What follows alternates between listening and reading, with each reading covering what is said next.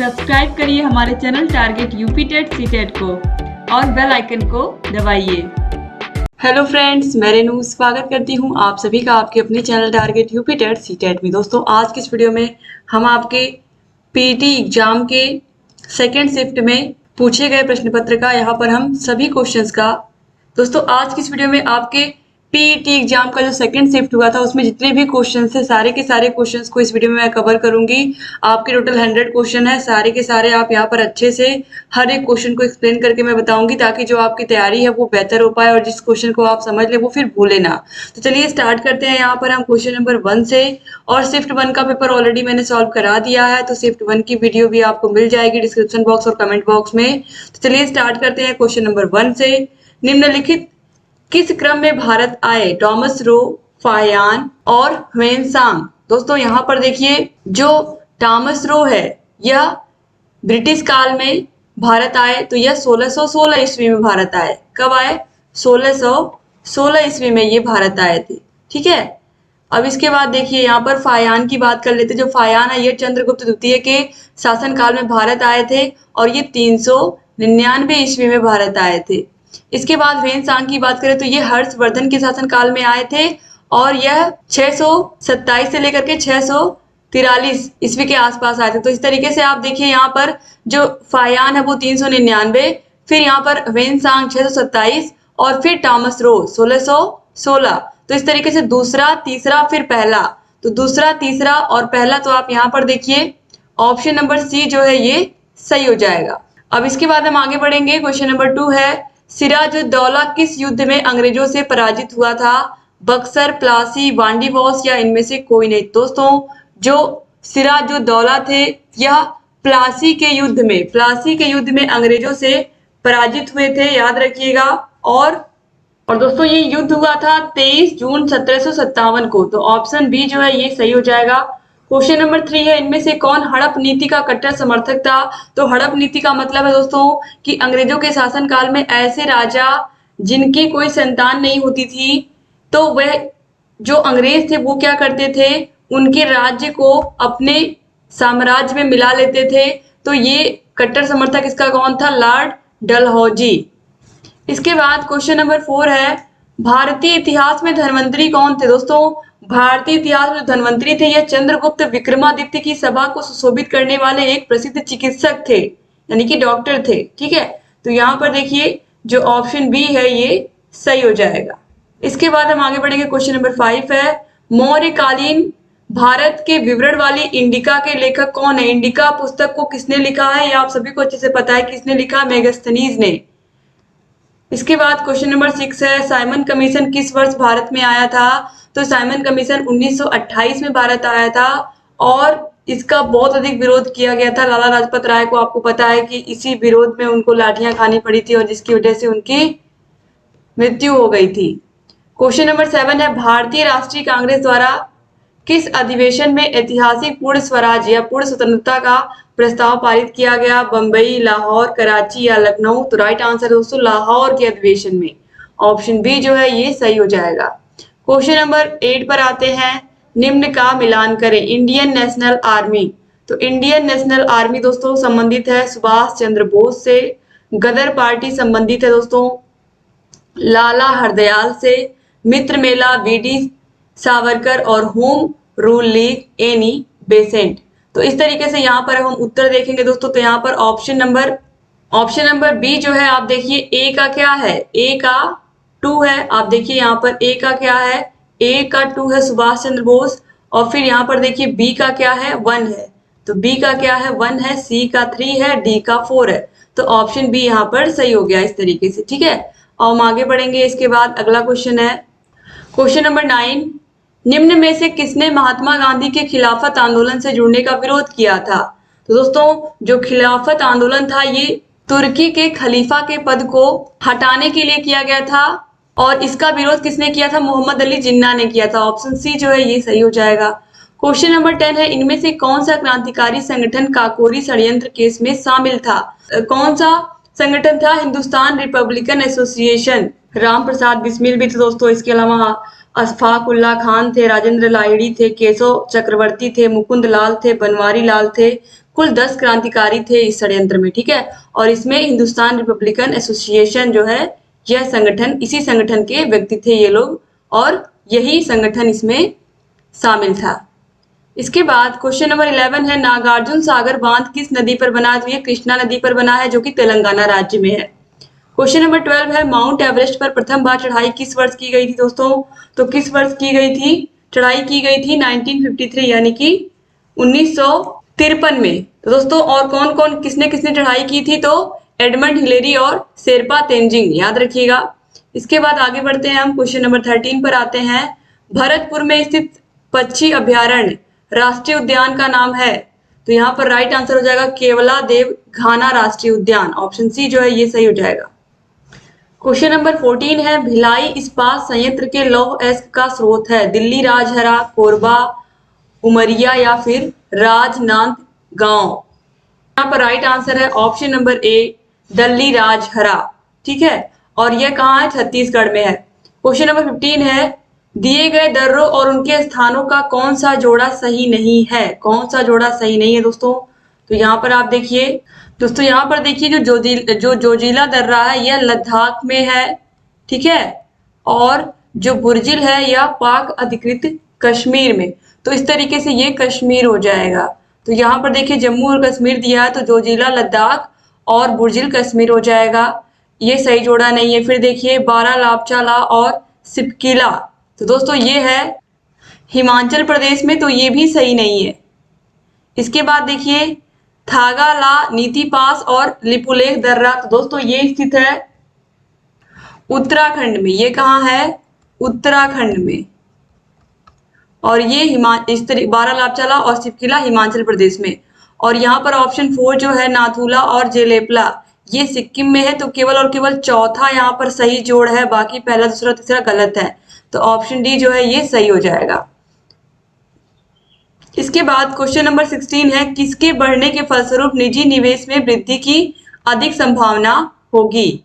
ब्याज दर, शेयरों की कीमत, नई पूंजी पर अनुमानित प्राप्ति या व्यक्तिगत कर। राइट आंसर है नई पूंजी पर अनुमानित प्राप्ति।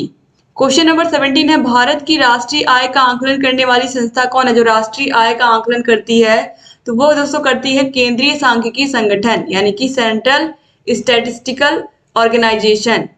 क्वेश्चन नंबर 18 है, सेवा क्षेत्र का दूसरा नाम क्या है? तो सेवा क्षेत्र का दूसरा नाम है तृतीयक। तो ऑप्शन ए जो है ये सही हो जाएगा। क्वेश्चन नंबर 19 है, भारत में श्वेत क्रांति के जनक के रूप में किसे जाना जाता है? दोस्तों श्वेत क्रांति का मतलब है दूध क्रांति। तो भारत में दूध क्रांति किसने लाई थी? डॉक्टर वर्गीस कुरियन ने लाई थी। और जो अमूल ब्रांड है वो इन्हीं का है। तो ऑप्शन बी जो है वो सही हो जाएगा। इसके बाद क्वेश्चन नंबर 20 है, भारत में आर्थिक सुधार 1991 के दौरान प्रधानमंत्री कौन थे? तो दोस्तों कौन थे? PV Narasimha Rao. Option A जो है वो सही हो जाएगा। क्वेश्चन नंबर 21 है, भारत के संविधान में इनमें से क्या राज्य सूची में सम्मिलित नहीं है? पुलिस, कानून और व्यवस्था, जेल या दंड प्रक्रिया संहिता। तो राइट आंसर है दंड प्रक्रिया संहिता, यानी कि क्रिमिनल प्रोसीजर कोड, यह राज्य सूची में शामिल नहीं है। क्वेश्चन नंबर 23 है, निम्नलिखित में से क्या भारतीय संविधान की मुख्य विशेषता नहीं है? अर्धसंघीय संरचना, प्रतिबद्ध न्यायतंत्र, शक्तियों का वितरण या लिखित संविधान और संविधान की सर्वोच्चता। तो यहाँ पर राइट आंसर है ऑप्शन नंबर बी, प्रतिबद्ध न्यायतंत्र। इसको छोड़ करके बाकी सभी विशेषता हैं भारतीय संविधान की। क्वेश्चन नंबर 23 है, निम्न में से क्या भारतीय नागरिकों को आर्थिक न्याय प्रदान करता है? मौलिक अधिकार, मौलिक कर्तव्य या राज्य के नीति निर्देशक तत्व या इनमें से कोई नहीं। राइट आंसर है राज्य के नीति निर्देशक सिद्धांत, ऑप्शन सी जो है वो सही हो जाएगा। क्वेश्चन नंबर 24 पर आते हैं, भारतीय संविधान का कौन सा अनुच्छेद राज्य सरकारों को ग्राम पंचायतों के आयोजन के लिए निर्देशित करता है? दोस्तों यहाँ पर राइट आंसर हो जाएगा अनुच्छेद 40 यानी कि आर्टिकल 40। क्वेश्चन नंबर 25 है, त्रिस्तरीय पंचायती राज व्यवस्था का विस्तार या विचार किसने रखा था? तो त्रिस्तरीय पंचायती राज व्यवस्था का जो विचार था वो बलवंत राय मेहता कमेटी ने दिया था। ऑप्शन ए जो है वो सही हो जाएगा। इसके बाद क्वेश्चन नंबर 26 पर आते हैं, बिजली का प्रवाह सर्किट में कब होता है?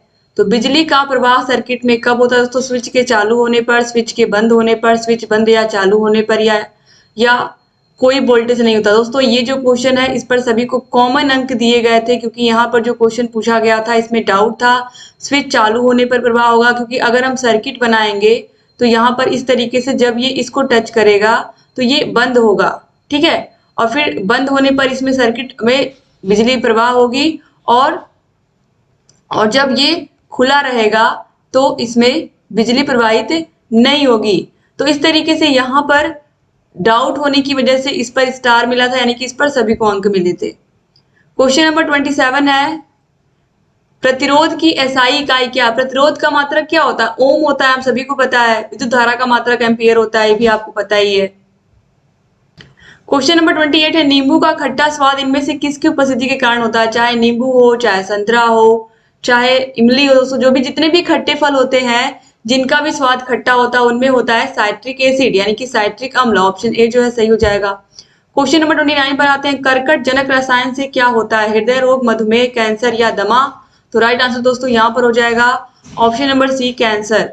क्वेश्चन नंबर 30 है, त्वचा की ऊपरी सतह क्या कहलाती है? दोस्तों तो दोस्तों जो त्वचा की ऊपरी सतह होती है ये एपिडर्मिस कहलाती है। क्या कहलाती है? अधिचर्म, इसे हम एपिडर्मिस कहते हैं। यहाँ पर देखिए स्पेलिंग भी लिखी हुई है। देखिए सेकंड शिफ्ट में जो पेपर हुआ उसका जो मैथ का पहला प्रश्न है यहाँ पे 31 नंबर, वह है यदि रूट में इतना आपको दिया गया है बराबर इसके है x का मान आपको निकालना है। तो चलिए इसको सॉल्व करते हैं हम लोग। देखिए दिया गया है रूट में ब्रैकेट में 1 प्लस 27 बटे 169 बराबर कितना है? ब्रैकेट में 1 प्लस एक्स बाई 13। अब देखिए यहाँ पे हर आप समान कर लीजिए, हर समान करेंगे तो 169 और 169 का यहाँ ऊपर गुणा हो जाएगा, क्योंकि हर में एक था यहाँ पे, और ये जुड़ जाएगा 27 में, बराबर हो जाएगा 1 धन x बटे 13। और अब ऊपर देखिए योग करेंगे तो कितना आ जाएगा? ये आ जाएगा 6 और 8 1 9 और 196 बटे 169। ये बराबर हो जाएगा 1 प्लस, या फिर यहाँ भी आप हर समान कर लीजिए तो 13 धन x बटे 13 हो जाएगा। यहाँ पे 13 धन x बटे 13 हो जाएगा। अब यहाँ देखिए 196 करनी में है और 169, 196 किसका? 14 का वर्ग होता है, और ये होता है 13 का वर्ग 169। तो ये दोनों करनी से बाहर आ जाएंगे, और यहाँ पे देखिए 13 धन x बटे 13 है। अब देखिए चाहे 13 का दोनों तरफ आप गुणा कर दीजिए, या दोनों तरफ 13 हर में है तो कट जाएगा, और ये हो जाएगा 13 धन x बराबर 14 हो जाएगा, या फिर x बराबर क्या लिख सकते हैं? 14 माइनस 13। इस 13 को इधर भेजेंगे, यहाँ प्लस में है, उधर जाके माइनस में होगा, यानी कि x की जो वैल्यू आ जाएगी 1 आ जाएगी।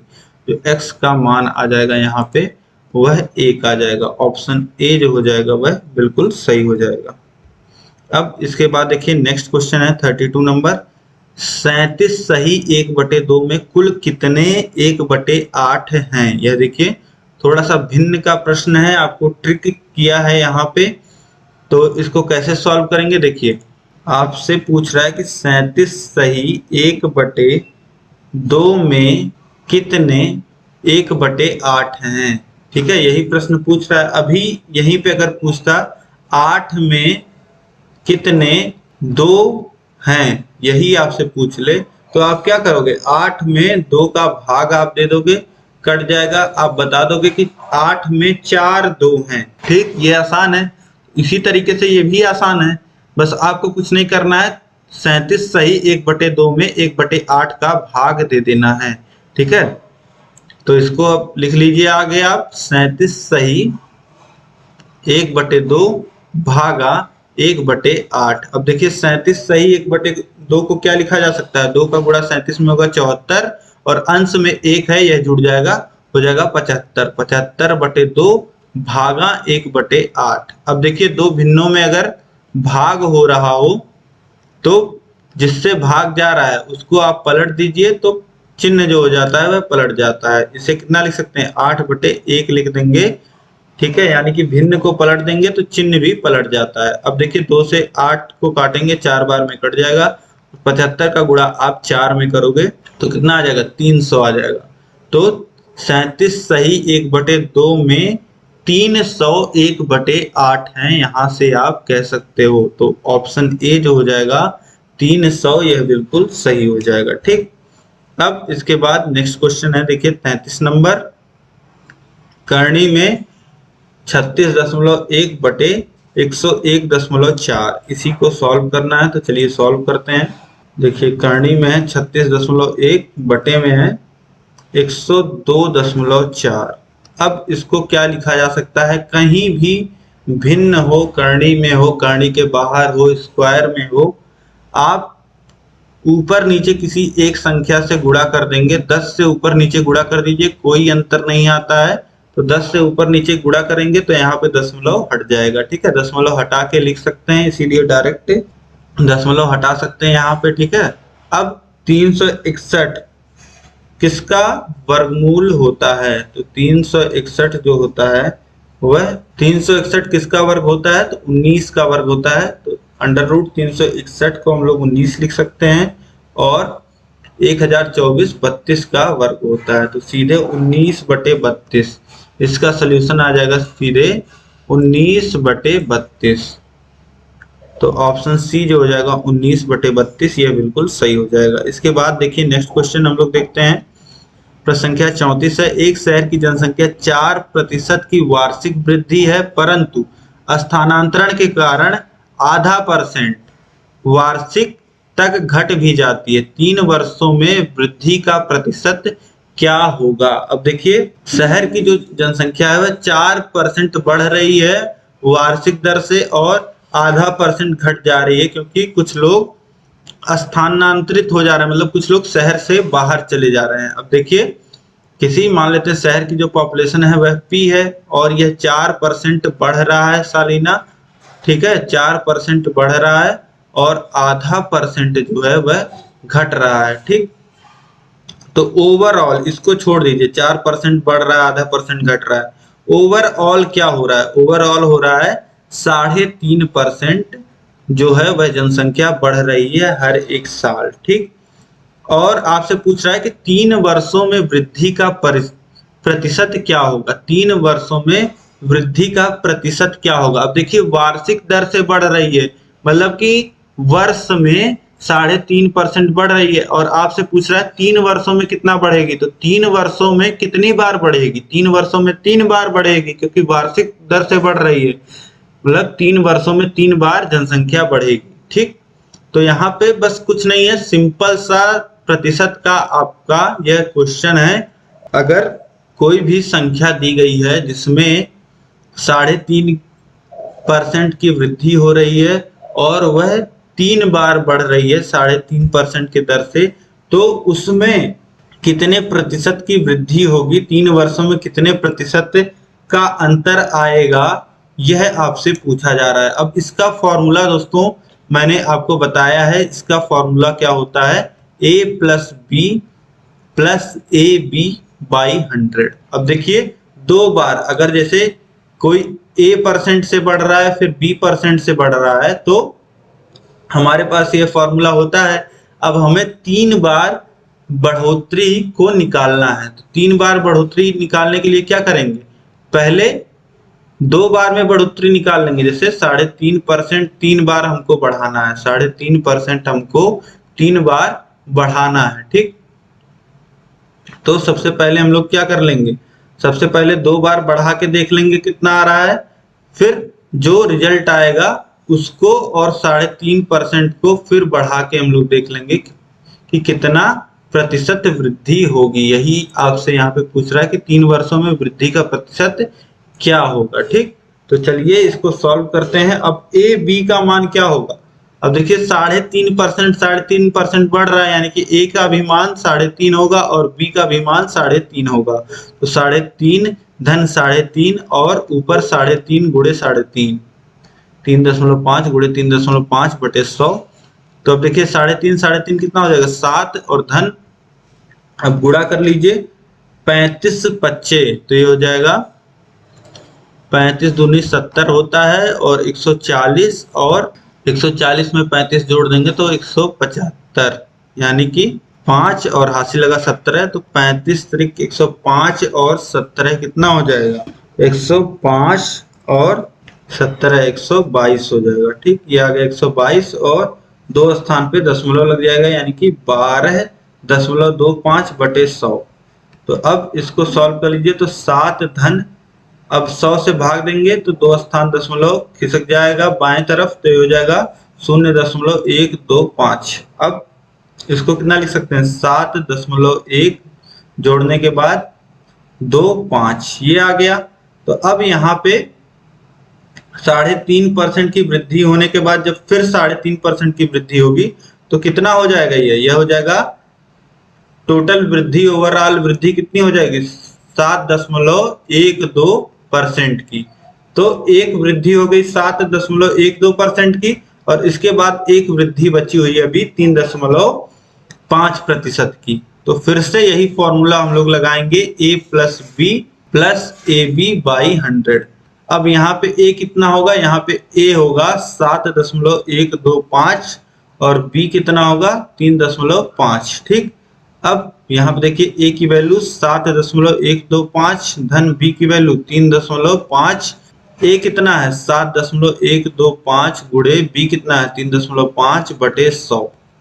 अब यहाँ पे जोड़ लीजिए, 7.125 में जोड़ेगा 3.5 तो हो जाएगा 10.625, फिर प्लस इसमें क्या होगा, ये 7.125 का गुणा आप कर लेंगे, या फिर यहीं पे आप देखिए जो वैल्यू हो जा रही है वह 10.6 से कुछ बड़ी होगी। यहाँ पे जो भी आएगा दशमलव में मान वह इसको बड़ा ही करेगा, यानी कि 10.6 से वैल्यू बड़ी ही होगी।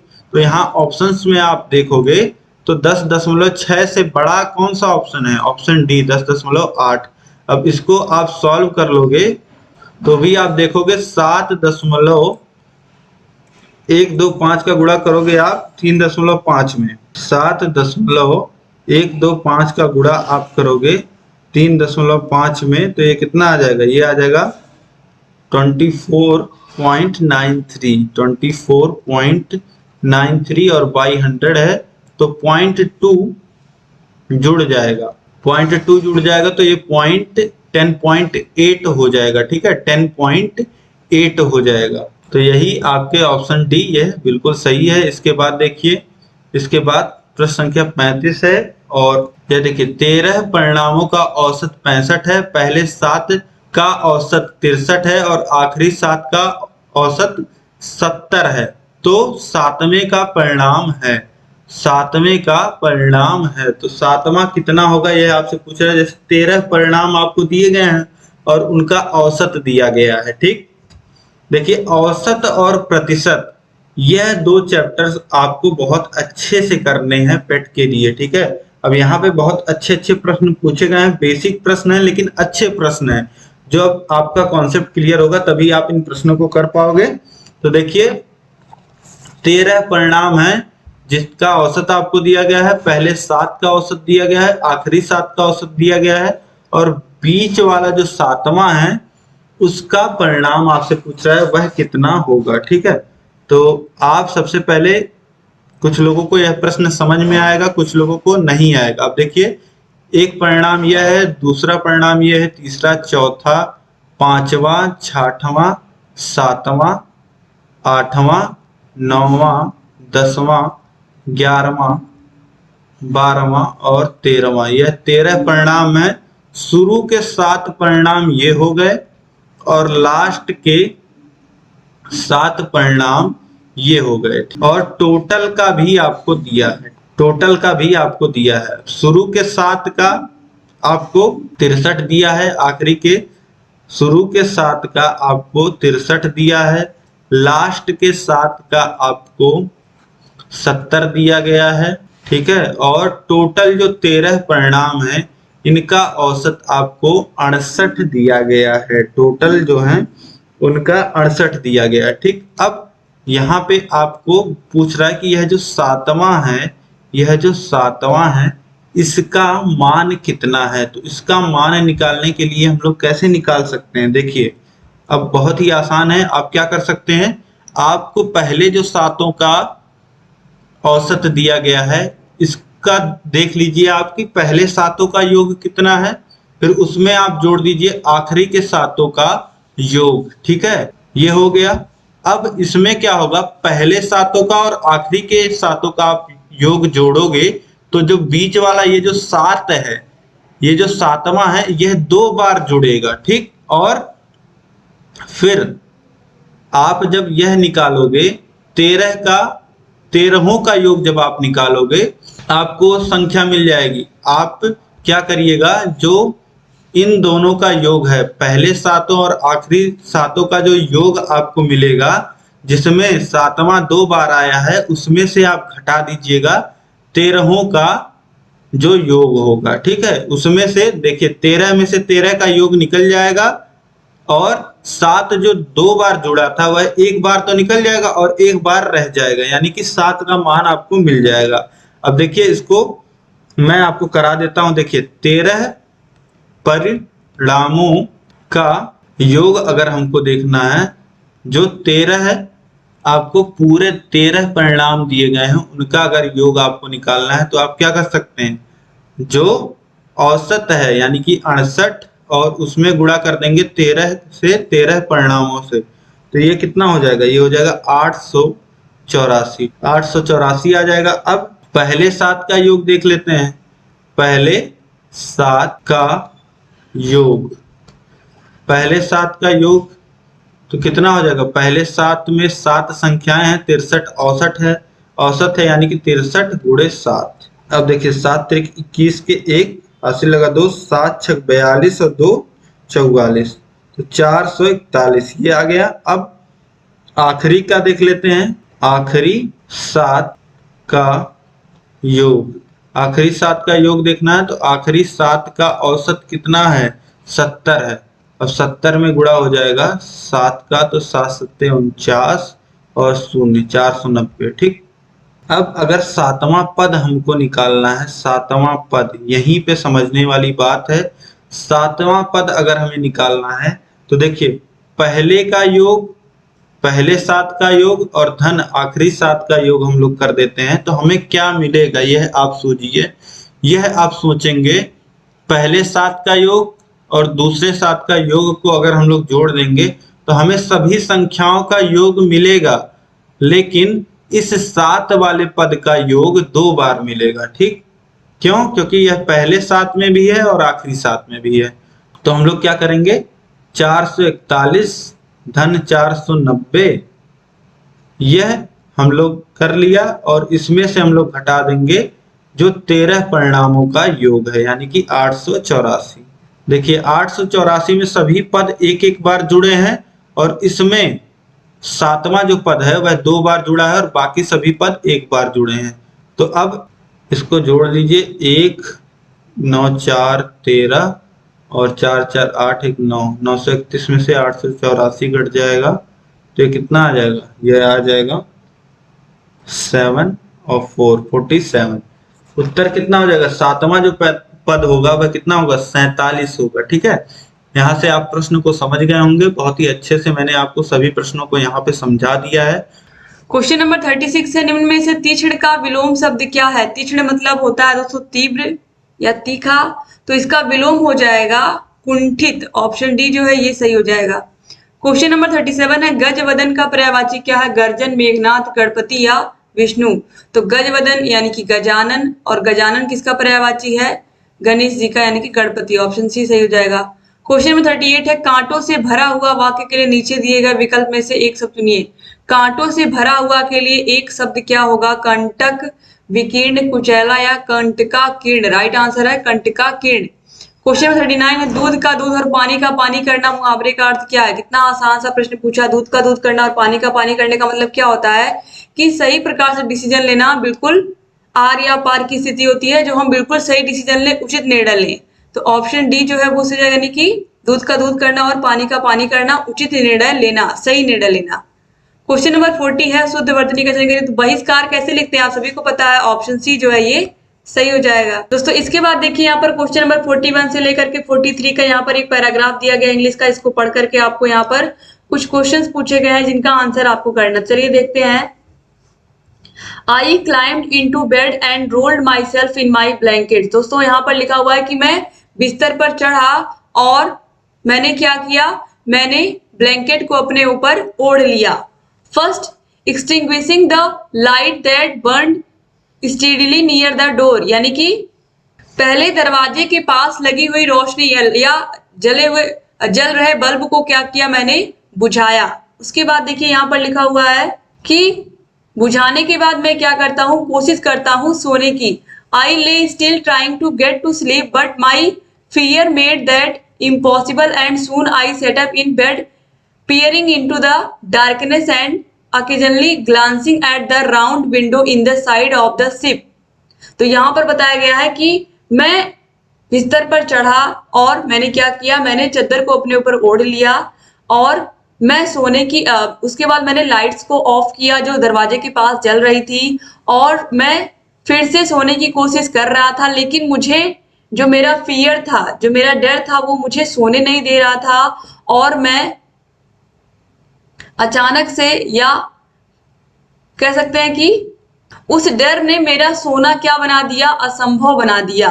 और यहां पर देखिए बोला जा रहा है कि एक जो विंडो लगी थी, जहाज में एक विंडो लगी थी, वो जो विंडो थी वो किस तरीके से इसको दिखाई दे रही थी, यानी कि चूंकि लाइट कमरे में बुझ चुकी थी, तो जो लेखक है वह कह रहा है कि जो शिप की खिड़की थी गोल सी, वह उसको किस तरीके से दिखाई दे रही थी, seemed like a plate suspended in the darkness, यानी कि कोई प्लेट है जो कि रात में टांग दी गई है, जो चमक रही है, इस तरीके से उसको वो खिड़की दिख रही थी। For an hour I must have set like this, यानी कि करीब करीब 1 घंटे तक वो जो लेखक है वो वैसे बिस्तर पे बैठा रह गया। And then I was suddenly frozed by a draft of cold hair, यानी कि यहाँ पर लेखक कह रहा है कि फिर अचानक से एक झोंका आता है हवा का, बहुत ही ठंडी हवा का एक झोंका आता है और I jumped out of bed, और मैं बेड से नीचे कूद जाता हूं। Not having allowed for the motion of the ship I was instantly thrown violently cross the room. तो यहां पर कहा गया कि जहाज की गति की अनुमति नहीं होने के कारण मुझे तुरंत कमरे में हिंसक रूप से फेंक दिया गया। ठीक है, अब देखिए यहाँ पर क्वेश्चंस हैं। क्वेश्चन नंबर 41 पूछा है, the author set peering into the darkness because, क्योंकि वह क्यों बैठा हुआ था, क्योंकि वह डरा हुआ था, उसे डर लग रहा था। तो ऑप्शन डी जो है ही वॉज अफ्रेड सही हो जाएगा।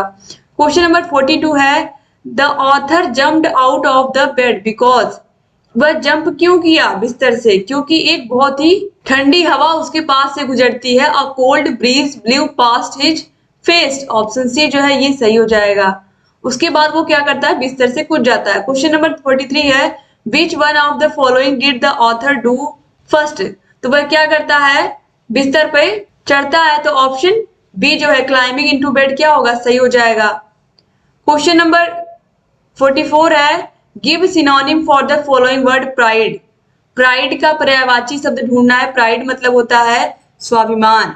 तो इसका दोस्तों ह्यूमर, हेट, डिग्निटी या कवर्डाइज क्या होगा, तो दोस्तों डिग्निटी होगा। डिग्निटी का मतलब भी होता है प्राइड, ठीक है, सम्मान। क्वेश्चन नंबर 45 है, give an antonym for the following word कीन। तो कीन दोस्तों यहाँ पर देखिए, कीन, डल, अलर्ट, हम्बल या ईगर। तो दोस्तों कीन का होगा डल, क्योंकि कीन मतलब होता है उत्साही और डल मतलब जिसके अंदर कोई उत्साह ना हो। तो ऑप्शन ए यहाँ पर सही हो जाएगा। अब क्वेश्चन नंबर 46 पर आते हैं, दिए गए विकल्पों में से संबंधित शब्द का चयन कीजिए। कुत्ते के काटने से क्या होता है, रेबीज। तो मच्छर के काटने से क्या होगा, प्लेग, नृत्य, मलेरिया या डसना क्या होगा, मलेरिया होगा। क्वेश्चन नंबर 47 है, उस शब्द का चयन कीजिए जो समूह के बाकी शब्दों से मेल नहीं करता। नन, सूरवीर, मुनि या पादरी यहाँ पर दिया हुआ। तो राइट आंसर दोस्तों है ऑप्शन नंबर बी, सूरवीर। सूरवीर यहाँ पर देखिए बाकी सभी क्या किसी ना किसी धर्म को यहाँ पर बता रहा है, चाहे नन हो, मुनि हो, पादरी हो, लेकिन यहाँ पर सूरवीर किसी विशेष धर्म के लिए नहीं लिखा गया। तो ऑप्शन बी सही हो जाएगा। क्वेश्चन नंबर 48 है, किसी निश्चित कूट भाषा में COMPUTRONE को लिखा जाता है PMOCTUENOR। तो इसी कूट भाषा में एडवांटेजेस को क्या लिखा जाएगा। तो बहुत ही आसान सा प्रश्न है, कुछ भी नहीं करना है इसमें, आपको केवल समझना है कि केवल अक्षरों को बदल दिया गया है। तो COMP को कर दिया गया है, सबसे पहले P को लिख दिया गया है, फिर M को लिख दिया गया है, फिर O को लिख दिया गया और फिर C को लिख दिया गया है। और यहाँ पर ये जो दोनों हैं UT इनको उलट दिया गया है, इनको TU कर दिया गया है। फिर देखिए यहाँ पर RONE है तो E को पहले लिख दिया गया, फिर N को, फिर O को, फिर R को। सेम यहाँ पर भी वही करना है। ADVA है तो यहाँ पर हमको AVDA लिख लेना है।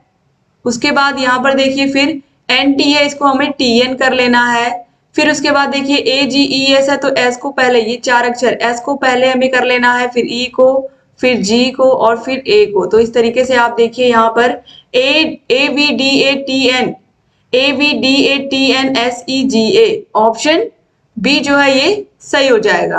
क्वेश्चन नंबर 49 है, एक आदमी ने एक महिला से कहा तुम्हारी माँ के पति की बहन मेरी बुआ है, वह महिला उस आदमी से किस प्रकार संबंधित है? एक आदमी ने एक महिला से कहा तुम्हारी माँ के पति, तुम्हारी माँ, मान लीजिए ये लड़की P है, P को माइनस से हम डिनोट कर रहे हैं क्योंकि महिला है। तुम्हारी माँ, अब इस P की जो माँ है वो भी क्या होगी, फीमेल ही होगी, तो उसके लिए भी हम, माँ के लिए भी यहाँ पर हम M शब्द यूज कर रहे हैं लेकिन उसको भी माइनस डिनोट कर रहे हैं। तुम्हारी माँ के पति, अब माँ के जो पति है उनके लिए बराबर का साइन यूज करेंगे और माँ के पति मान लीजिए S है और पति को हम प्लस से डिनोट करेंगे क्योंकि आदमी को प्लस से और औरत को माइनस से यहाँ पर डिनोट कर रहे हैं। तो अब देखिए तुम्हारी माँ के पति की बहन, अब पति की जो बहन है यहाँ पर मान लीजिए Q है, माइनस ही होगी क्योंकि बहन है, मेरी बुआ है, तो वह महिला उस आदमी से किस प्रकार संबंधित है? तो यहाँ पर देखिए 3 महिलाएं हैं और ये जो महिला है इस आदमी से किस प्रकार संबंधित है? तो ये तो इसकी पत्नी है M और ये क्या है, Q इसकी बहन है। तो ऑप्शन डी जो है ये सही हो जाएगा, यानी कि क्या है, वह महिला उस आदमी से किस प्रकार संबंधित है? वह क्या है, बहन है। ठीक है, इसके बाद आगे बढ़ेंगे हम, क्वेश्चन नंबर 50 देखेंगे। यदि 18 फरवरी 2005 को शुक्रवार है तो 18 फरवरी 2007 को क्या होगा? बहुत ही आसान सा प्रश्न है।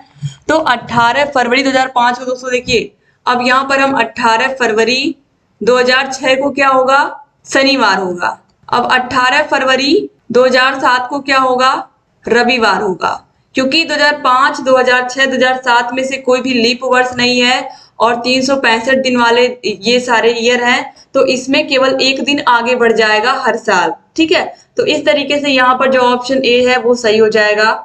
क्वेश्चन नंबर 51 है, भारत के उस प्रथम राज्य का नाम क्या है जिसने अपने सभी निवासियों को स्वास्थ्य बीमा प्रदान किया है? तो राजस्थान की गहलोत सरकार ने अपने सभी निवासियों को स्वास्थ्य बीमा प्रदान किया है, ऑप्शन सी जो है ये सही हो जाएगा। क्वेश्चन नंबर 52 है, आरबीआई ने 22 जुलाई 2021 से किस भुगतान तंत्र को नए कार्ड जारी करने पर प्रतिबंध लगा दिया है? मास्टर कार्ड, वीजा, रुपए या फिर इनमें से कोई नहीं? दोस्तों राइट आंसर है option number A, master card. Question number 53 है, योग के बारे में जागरूकता बढ़ाने के उद्देश्य से भारत में किसके द्वारा मोबाइल ऐप नमस्ते योग शुरू किया गया? तो नमस्ते योग दोस्तों ये आयुष मंत्रालय के द्वारा शुरू किया गया योग दिवस 21 जून के अवसर पर।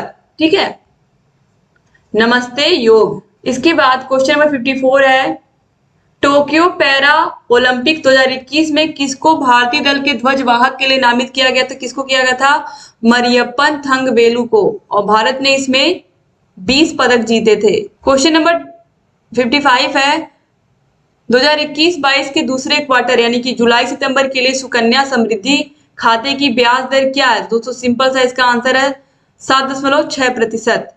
क्वेश्चन नंबर 56 है, भारतीय सेना ने कश्मीर में अपनी एक फायरिंग रेंज का नाम बॉलीवुड अभिनेत्री के नाम पर रखा है। कौन सी बॉलीवुड अभिनेत्री है? विद्या बालन, ऑप्शन डी जो है सही हो जाएगा। क्वेश्चन नंबर 57 है, वर्ष 2021 के लिए किस देश का पासपोर्ट विश्व में सबसे शक्तिशाली पासपोर्ट की श्रेणी में सबसे ऊपर है? रूस, यूएस, भारत या जापान? तो राइट आंसर दोस्तों है option number D, Japan. Question number 58 है, तमिलनाडु विधानसभा 2021 का चुनाव किस राजनीतिक दल ने जीता है? किसने जीता है? तो डीएमके ने जीता है, ऑप्शन ए जो है ये सही हो जाएगा। क्वेश्चन नंबर 59 है, वैश्विक शांति सूचकांक 2021 में कौन सा देश शीर्ष पर है? डेनमार्क, न्यूजीलैंड, आइसलैंड या फिर पुर्तगाल? तो दोस्तों यहाँ पर राइट आंसर है आइसलैंड, ऑप्शन सी जो है सही हो जाएगा। क्वेश्चन नंबर 60 है, कौन सी राज्य सरकार ने मुख्यमंत्री दलित सशक्तिकरण योजना को लागू किया है? तेलंगाना, आंध्र प्रदेश, तमिलनाडु या फिर बिहार? तो दोस्तों राइट आंसर है तेलंगाना राज्य, ऑप्शन ए सही हो जाएगा। क्वेश्चन नंबर 61 है, निम्न में से किस देश को थंडर ड्रैगन की भूमि के नाम से जाना है? जापान, भूटान, नेपाल या श्रीलंका? राइट आंसर है भूटान। क्वेश्चन नंबर 62 है, रियाद किस देश की राजधानी है? म्यांमार, बांग्लादेश, सऊदी अरब या इनमें से कोई नहीं? राइट आंसर दोस्तों है यहाँ पर सऊदी अरब। इसके बाद क्वेश्चन नंबर 62 है, क्षेत्रफल की दृष्टि से भारत का सबसे छोटा राज्य क्या कौन सा है? सिक्किम, गोवा, मेघालय या मिजोरम? तो गोवा सबसे छोटा राज्य है। राज्य सभा के चुने हुए सदस्यों का कार्यकाल कितने वर्ष का होता है? क्वेश्चन नंबर 64 में पूछा है। तो दोस्तों राज्यसभा के जो चुने हुए सदस्य होते हैं इनका कार्यकाल 6 वर्ष तक होता है, याद रखिएगा 6 वर्ष तक होता है। क्वेश्चन नंबर 65 है, विश्व में संयुक्त राष्ट्र दिवस कब मनाते हैं? आप सभी को पता है 24 अक्टूबर को मनाते हैं संयुक्त राष्ट्र दिवस, United Nations day. Question number 66 है, अंतरराष्ट्रीय न्यायालय कहाँ स्थित है? दोस्तों अंतरराष्ट्रीय न्यायालय हेग में स्थित है, तो ऑप्शन बी जो द हेग ये सही हो जाएगा।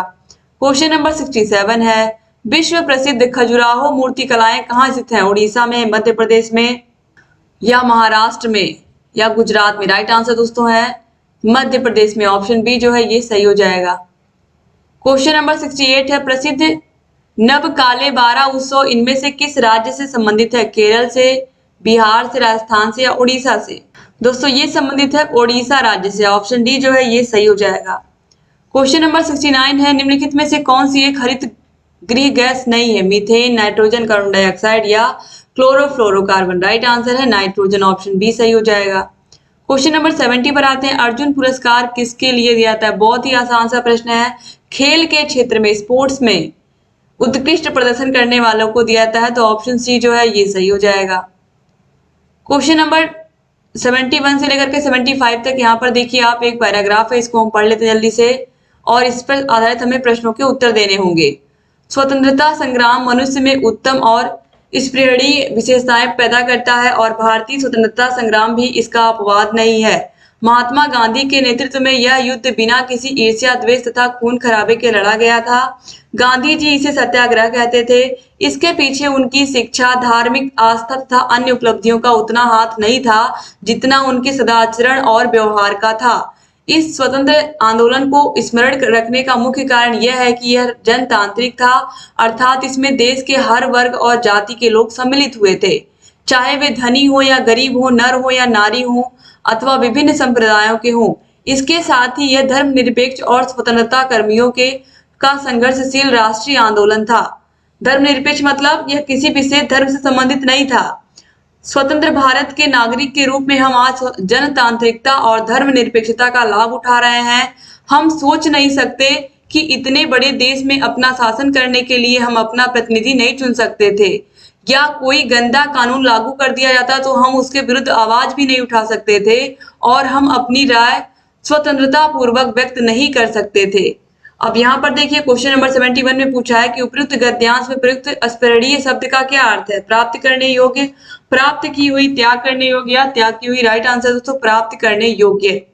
हमें क्या प्राप्त करनी थी? आजादी। किससे लड़के? अंग्रेजों से लड़ करके। क्वेश्चन नंबर 72 है, उपयुक्त गद्यांश में लेखक ने मुख्य रूप से क्या बताया है? दोस्तों इस गद्यांश में जो लेखक है उन्होंने मुख्य रूप से महात्मा गांधी के नेतृत्व में किस प्रकार से जो हमारा राष्ट्रीय आंदोलन था वो आगे बढ़ रहा था, किस प्रकार से उनका स्वभाव इतना सरल था, कैसा उनका व्यक्तित्व था कि किस तरीके से उनकी एक बात को सुन करके वो जैसा बोलते थे लोग वैसा करने के लिए पूरे देश के, पूरे राष्ट्र के लोग तैयार रहते थे। ठीक है, तो ऑप्शन डी सही हो गया। क्वेश्चन नंबर 73, उपयुक्त गद्यांश के लेखक का क्या उद्देश्य था? दोस्तों यहाँ पर लेखक का उद्देश्य क्या था? लेखक का उद्देश्य यही था कि भारतीय स्वतंत्रता संग्राम की विशेषताओं को बताना। क्वेश्चन नंबर 74 है, धर्मनिरपेक्षता से क्या अभिप्राय है? यानी कि किसी विशेष धर्म से ना जुड़ करके सभी धर्मों का आदर करना। धर्मनिरपेक्षता का मतलब ये था कि सभी धर्मों का सम्मान करना, तो ऑप्शन ए सही हो जाएगा। क्वेश्चन नंबर 75 है, कैसे माना जाए कि हमारा स्वतंत्रता संग्राम जनतांत्रिक था? यह महात्मा गांधी के सद्व्यवहार और सदाचरण का प्रतीक था। इसमें हिंदू और मुसलमान सम्मिलित नहीं हुए थे। यह स्वतंत्रता प्रेमियों का आंदोलन था, या इसमें सभी जातियों, वर्गों धर्मों के लोगों ने भाग लिया था। तो राइट आंसर ये जन आंदोलन का मतलब, जनतांत्रिक का मतलब कि जितने भी लोग देश में थे, किसी भी वर्ग के, किसी भी धर्म के, किसी भी जाति के, सभी ने इसमें पार्टिसिपेट किया था। अब यहाँ पर हम क्वेश्चन नंबर 76 से लेकर के 80 तक देखेंगे। यहाँ पर भी देखिए एक पूरा पैराग्राफ दिया हुआ है और इस पैराग्राफ में दोस्तों पूरा विज्ञान के विषय में बताया गया है, मानव के विषय में बताया गया है।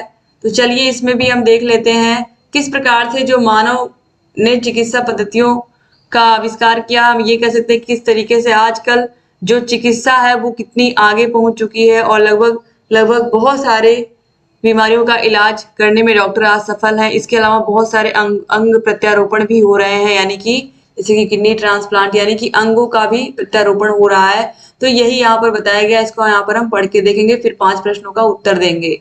विधाता रचित इस सृष्टि का सिरमौर कौन है? मनुष्य है। ईश्वर ने इस सृष्टि को बनाया है और इसका जो सिरमौर है यानी कि सबसे ऊपर कौन है? मनुष्य ही तो है। उसकी कारीगरी का सर्वोत्तम नमूना। इस मानव को ब्रह्मांड का लघु रूप मान करके भारतीय दार्शनिकों ने यत पिंडे तत् ब्रह्मांडे की कल्पना की थी। उनकी यह कल्पना मात्र कल्पना नहीं थी, प्रत्युत यथार्थ भी थी, क्योंकि मानव मन में जो विचारधारा के रूप में घटित होता है उसी का कृति रूप ही तो सृष्टि है। मन तो मन, मानव का शरीर भी अप्रतिम है, देखने में इसे भव्य, आकर्षक और लावण्यमय रूप सृष्टि में अन्यत्र कहाँ है? अद्भुत एवं अद्वितीय है मानव सौंदर्य। साहित्यकारों ने इसके रूप सौंदर्य के वर्णन के लिए कितने ही अप्रस्तुतों का विधान किया है और इस सौंदर्य राशि से सभी को आप्यायित करने के लिए अनेक काव्य सृष्टियां रच डाली हैं। साहित्य शास्त्रियों ने भी इसी मानव की भावनाओं का विवेचन करते हुए अनेक रसों का निरूपण किया है। परंतु वैज्ञानिक दृष्टि से विचार किया जाए तो मानव शरीर को एक जटिल यंत्र से उपमित किया जा सकता है। जिस प्रकार यंत्र के एक पुर्जे में दोष आ जाने पर यंत्र गड़बड़ा जाता है, बेकार हो जाता है, उसी प्रकार मानव शरीर के विभिन्न अवयवों में से यदि कोई एक अवयव भी बिगड़ जाता है तो उसका प्रभाव सारे शरीर पर पड़ता है। इतना ही नहीं, गुर्दे जैसे कोमल एवं नाजुक हिस्से के खराब हो जाने से यह गतिशील वायु यंत्र एकाएक अवरुद्ध हो सकता है, व्यक्ति की मृत्यु भी हो सकती है। एक अंग के विकृत होने पर सारा शरीर दंडित हो, वह काल कवलित हो जाए, यह विचारणीय है। यदि किसी यंत्र के पुर्जे को बदल करके उसके स्थान पर नया पुर्जा लगाकर यंत्र को पूर्ववत सुचारू एवं व्यवस्थित रूप से क्रियाशील बनाया जा सकता है तो शरीर के विकृत अंग के स्थान पर नया शरीर या अंग लगा करके शरीर को स्वस्थ एवं सामान्य क्यों नहीं बनाया जा सकता? शल्य चिकित्सकों ने इस दायित्वपूर्ण चुनौती को स्वीकार किया तथा निरंतर अध्यवसाय पूर्ण साधना के अंतर अंग प्रत्यारोपण के क्षेत्र में सफलता प्राप्त की। अंग प्रत्यारोपण का उद्देश्य है कि मानव दीर्घायु प्राप्त कर सके। यहाँ यह ध्यातव्य है कि मानव शरीर हर किसी अंग को उसी प्रकार स्वीकार नहीं करता जिस प्रकार हर किसी का रक्त उसे स्वीकार नहीं होता। रोगी को रक्त देने से पूर्व रक्त वर्ग का परीक्षण अति आवश्यक होता है, तो अंग प्रत्यारोपण से पूर्व उत्तक परीक्षण अनिवार्य है। आज का शल्य चिकित्सक गुर्दे, यकृत, आंत, फेफड़े और हृदय का प्रत्यारोपण सफलतापूर्वक कर रहा है।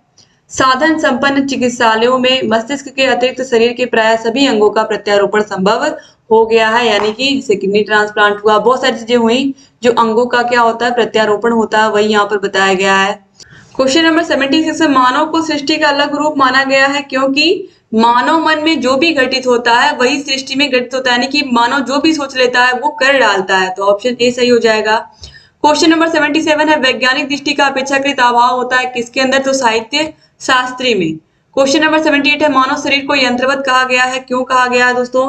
यंत्रवत इसलिए कहा गया है कि अवयव रूपी पुर्जों के विकृत होने से शरीर यंत्रवत निष्क्रिय हो जाता है, क्योंकि शरीर भी तो पुर्जों से ही हम कह सकते हैं बना। जिस प्रकार से मशीन होती है वैसे ही शरीर भी होता है, मशीन को तेल चाहिए होता है, शरीर को खाना चाहिए होता है, और शरीर में भी विभिन्न अंग होते हैं। वैसे ही गाड़ी देखोगे आप, उसमें टायर होता है, उसमें उसके आगे उस पहियों के अलावा उसमें बहुत सारी चीजें होती, छोटी छोटी चीजें होती है, हैंडल होता है। तो ये सब चीजें क्या होती है? वो भी तो अवयव ही तो हुआ एक यंत्र का।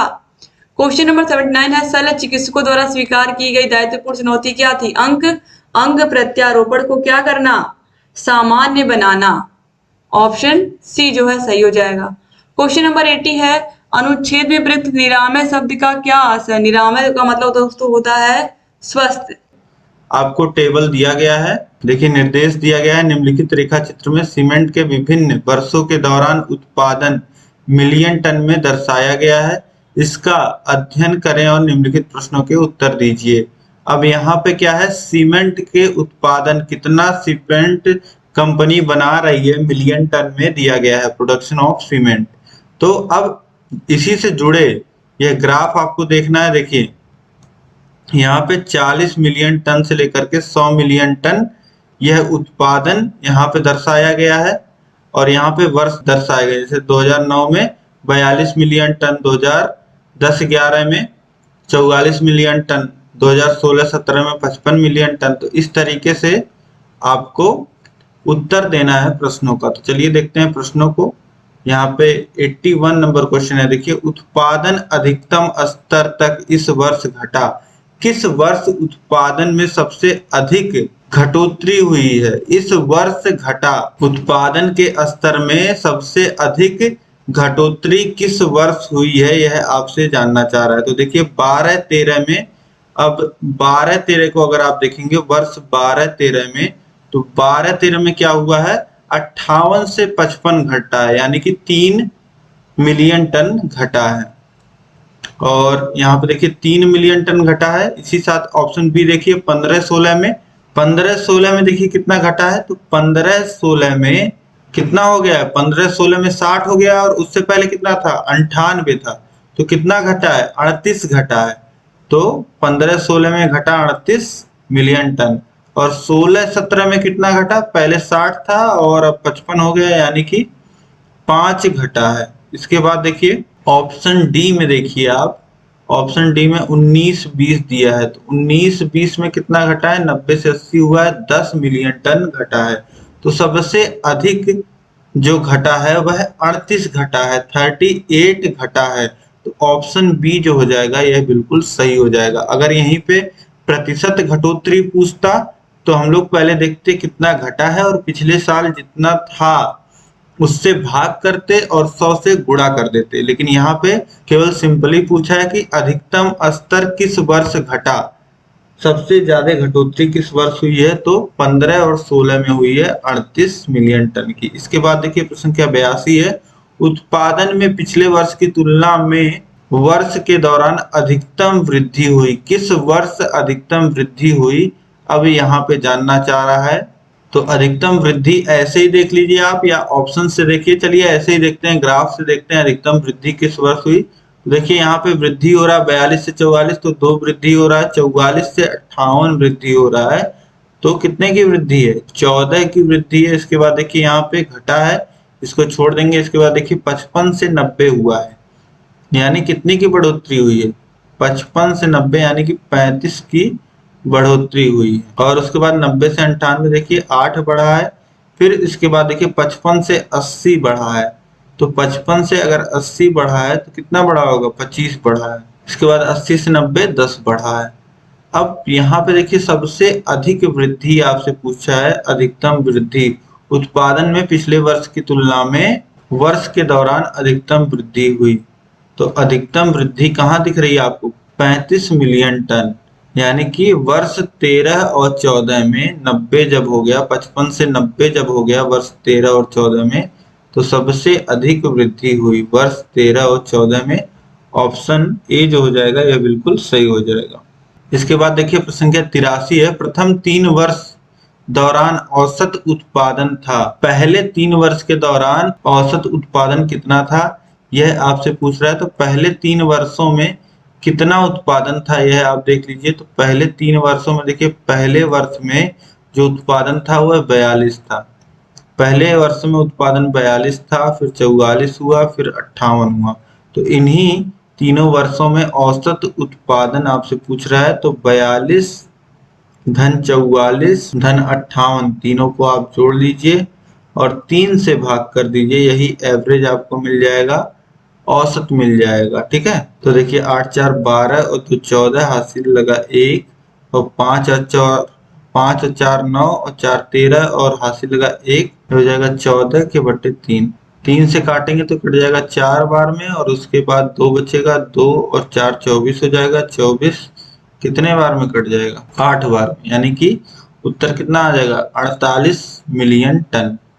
जो औसत उत्पादन हो जाएगा वह 48 मिलियन टन हो जाएगा पहले 3 वर्षों का। इसके बाद हम लोग अगला प्रश्न देखते हैं 84 नंबर। सीमेंट का अधिकतम उत्पादन दर्ज हुआ इस वर्ष। अधिकतम उत्पादन, आपको कुछ देखना ही नहीं है, अधिकतम उत्पादन किस वर्ष हुआ यह पूछ रहा है।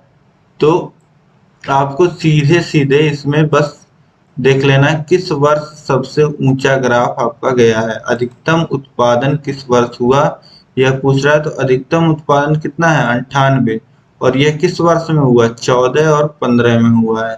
तो यह बिल्कुल सही हो जाएगा। अधिकतम उत्पादन ज्यादा से ज्यादा, सबसे ज्यादा किस वर्ष उत्पादन हुआ है 14 और 15 में। तो ऑप्शन बी 14 और 15 सही हो जाएगा, 2014-15। इसके बाद देखिए प्रश्न संख्या 85 है। वर्ष 2011-12 के दौरान उत्पादन वृद्धि प्रतिशत पिछले वर्ष की तुलना में था। 2011-12 के दौरान उत्पादन वृद्धि प्रतिशत पिछले वर्ष की तुलना में कितना था यह आपको बताना है। तो देखिए वर्ष 2011-12 की बात की जा रही है यहाँ पे। तो देखिए वर्ष 2011-12 में उत्पादन कितना था 58 था, और यहाँ पे आपसे क्या पूछ रहा है, यहाँ पे वृद्धि प्रतिशत पूछ रहा है। तो वृद्धि कितनी हुई है 58 माइनस 44, और प्रतिशत निकालना है तो पहले कितने थी उससे भाग कर देंगे और गुणे 100। तो ये हो जाएगा 58 में से 44 घट जाएगा 14 और बटे 44 और गुणे 100।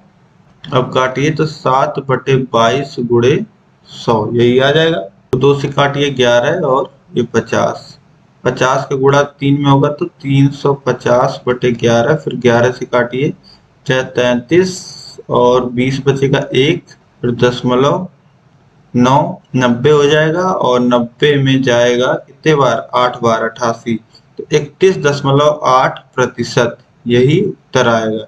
31.8% यहाँ पे ऑप्शन ए जो हो जाएगा यह बिल्कुल सही हो जाएगा। वृद्धि जो हमको मिली थी वह 14 की मिली थी, और पिछला जो उत्पादन था वह 44 था, इसी में 100 का गुणा कर दिया है, यही हमने कैलकुलेट कर लिया तो 31.8% आ गया। इस तरीके से यह पांचों प्रश्न आपको समझ में आ गए होंगे। यह पूरा आप बहुत आसानी से कर सकते थे।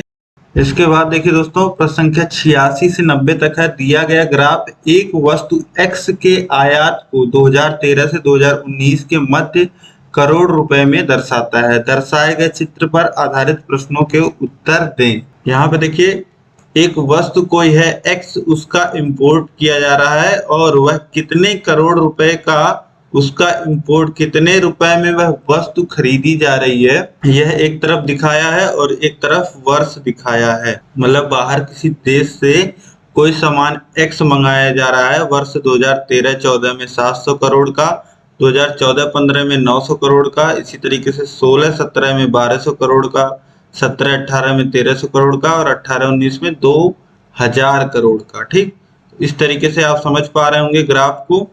अब ग्राफ पे क्या प्रश्न बन रहे हैं, चलिए उन प्रश्नों को देखते हैं और उनको हल करने का प्रयास करते हैं। देखिए 86 नंबर क्वेश्चन है यहाँ पर।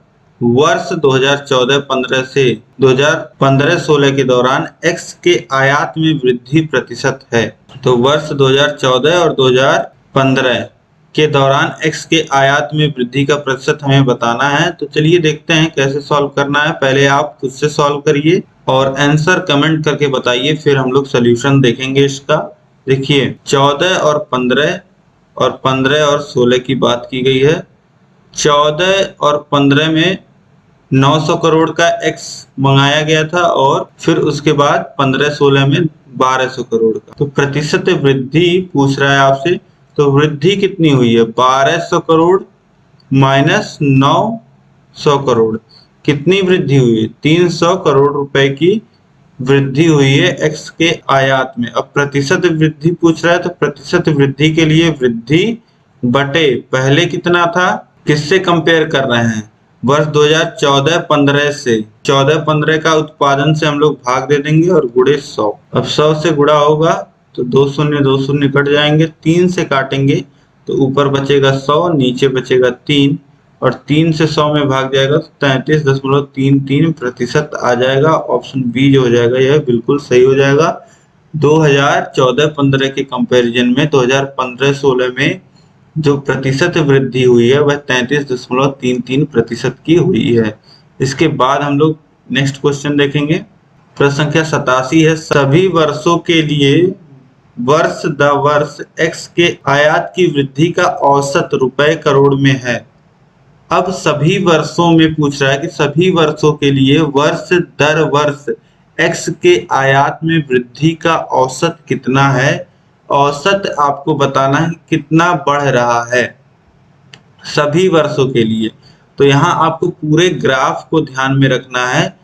यहाँ पे x का इंपोर्ट औसतन कितना बढ़ रहा है यह आपको बताना है। तो ओवरऑल देखोगे पहले साल में 700 करोड़ का मंगाया गया था और अंतिम वर्ष में कितना 2000 करोड़ का मंगाया गया। तो यहाँ पे देखिए कितना वृद्धि हुआ है। वृद्धि देखिए 700 करोड़ से लेकर के 2000 करोड़ तक का इंपोर्ट एक्स का होने लगा है। और यह कितने साल की वृद्धि है, देखिए पहले साल बढ़ा है तो 900 करोड़, फिर दूसरे साल 1200, फिर तीसरे साल फिर 1200, फिर चौथे साल फिर पांचवें साल, 5 साल तक बढ़ता गया है। ठीक है, पहले को काउंट नहीं करेंगे, दूसरे से काउंट, पहली वृद्धि, दूसरी वृद्धि, तीसरी, चौथी, पांचवी, 5 बार वृद्धि हुई है। तो औसत वृद्धि कितनी हो जाएगी, कुल कितनी वृद्धि हुई है 2000 करोड़ माइनस 700 करोड़, और औसत निकालना है तो 5 से भाग दे देंगे क्योंकि 5 साल तक बढ़ा है।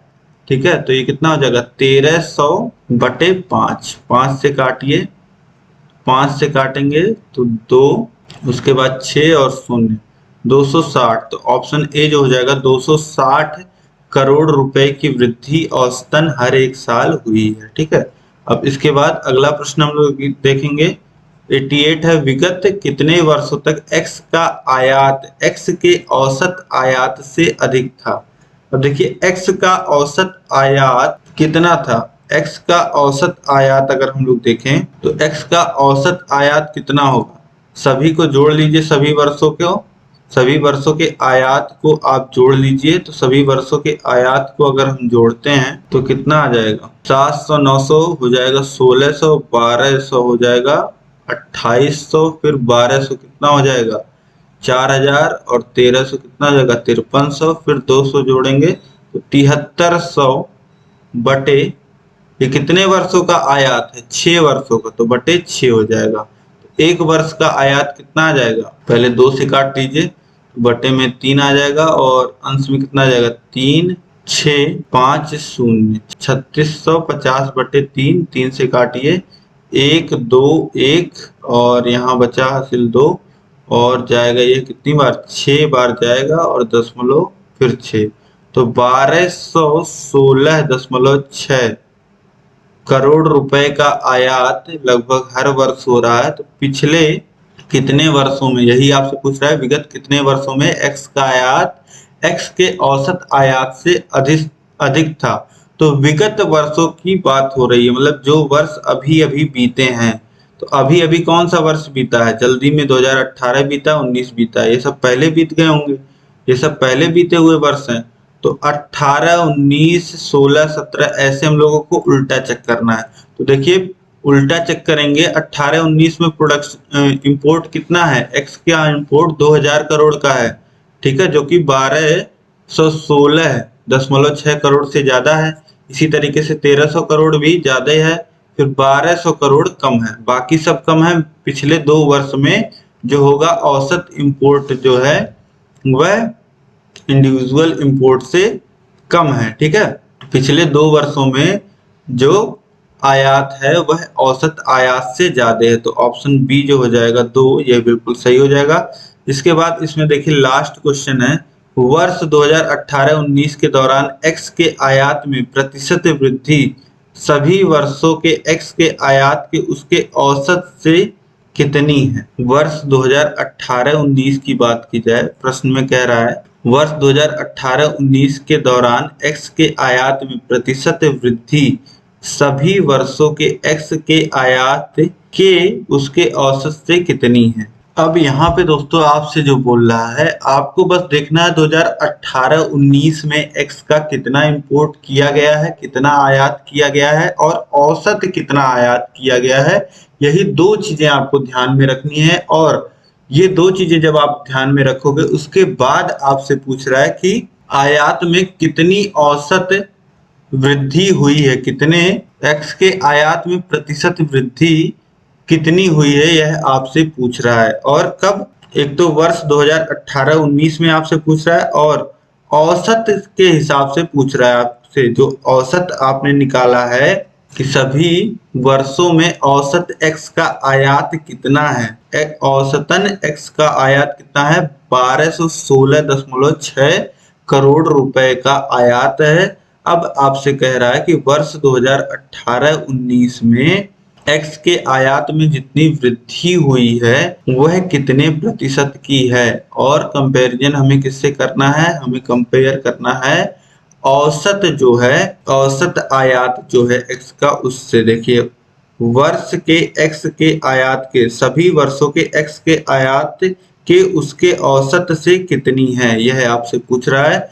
तो अब देखिए, वृद्धि निकालना होगा तो हम लोग क्या करेंगे? जितना आयात हो रहा है 18-19 में से, 18-19 वर्ष में जितना आयात हो रहा है वर्ष 2018-19 में, उसमें से घटा देंगे 1216.6।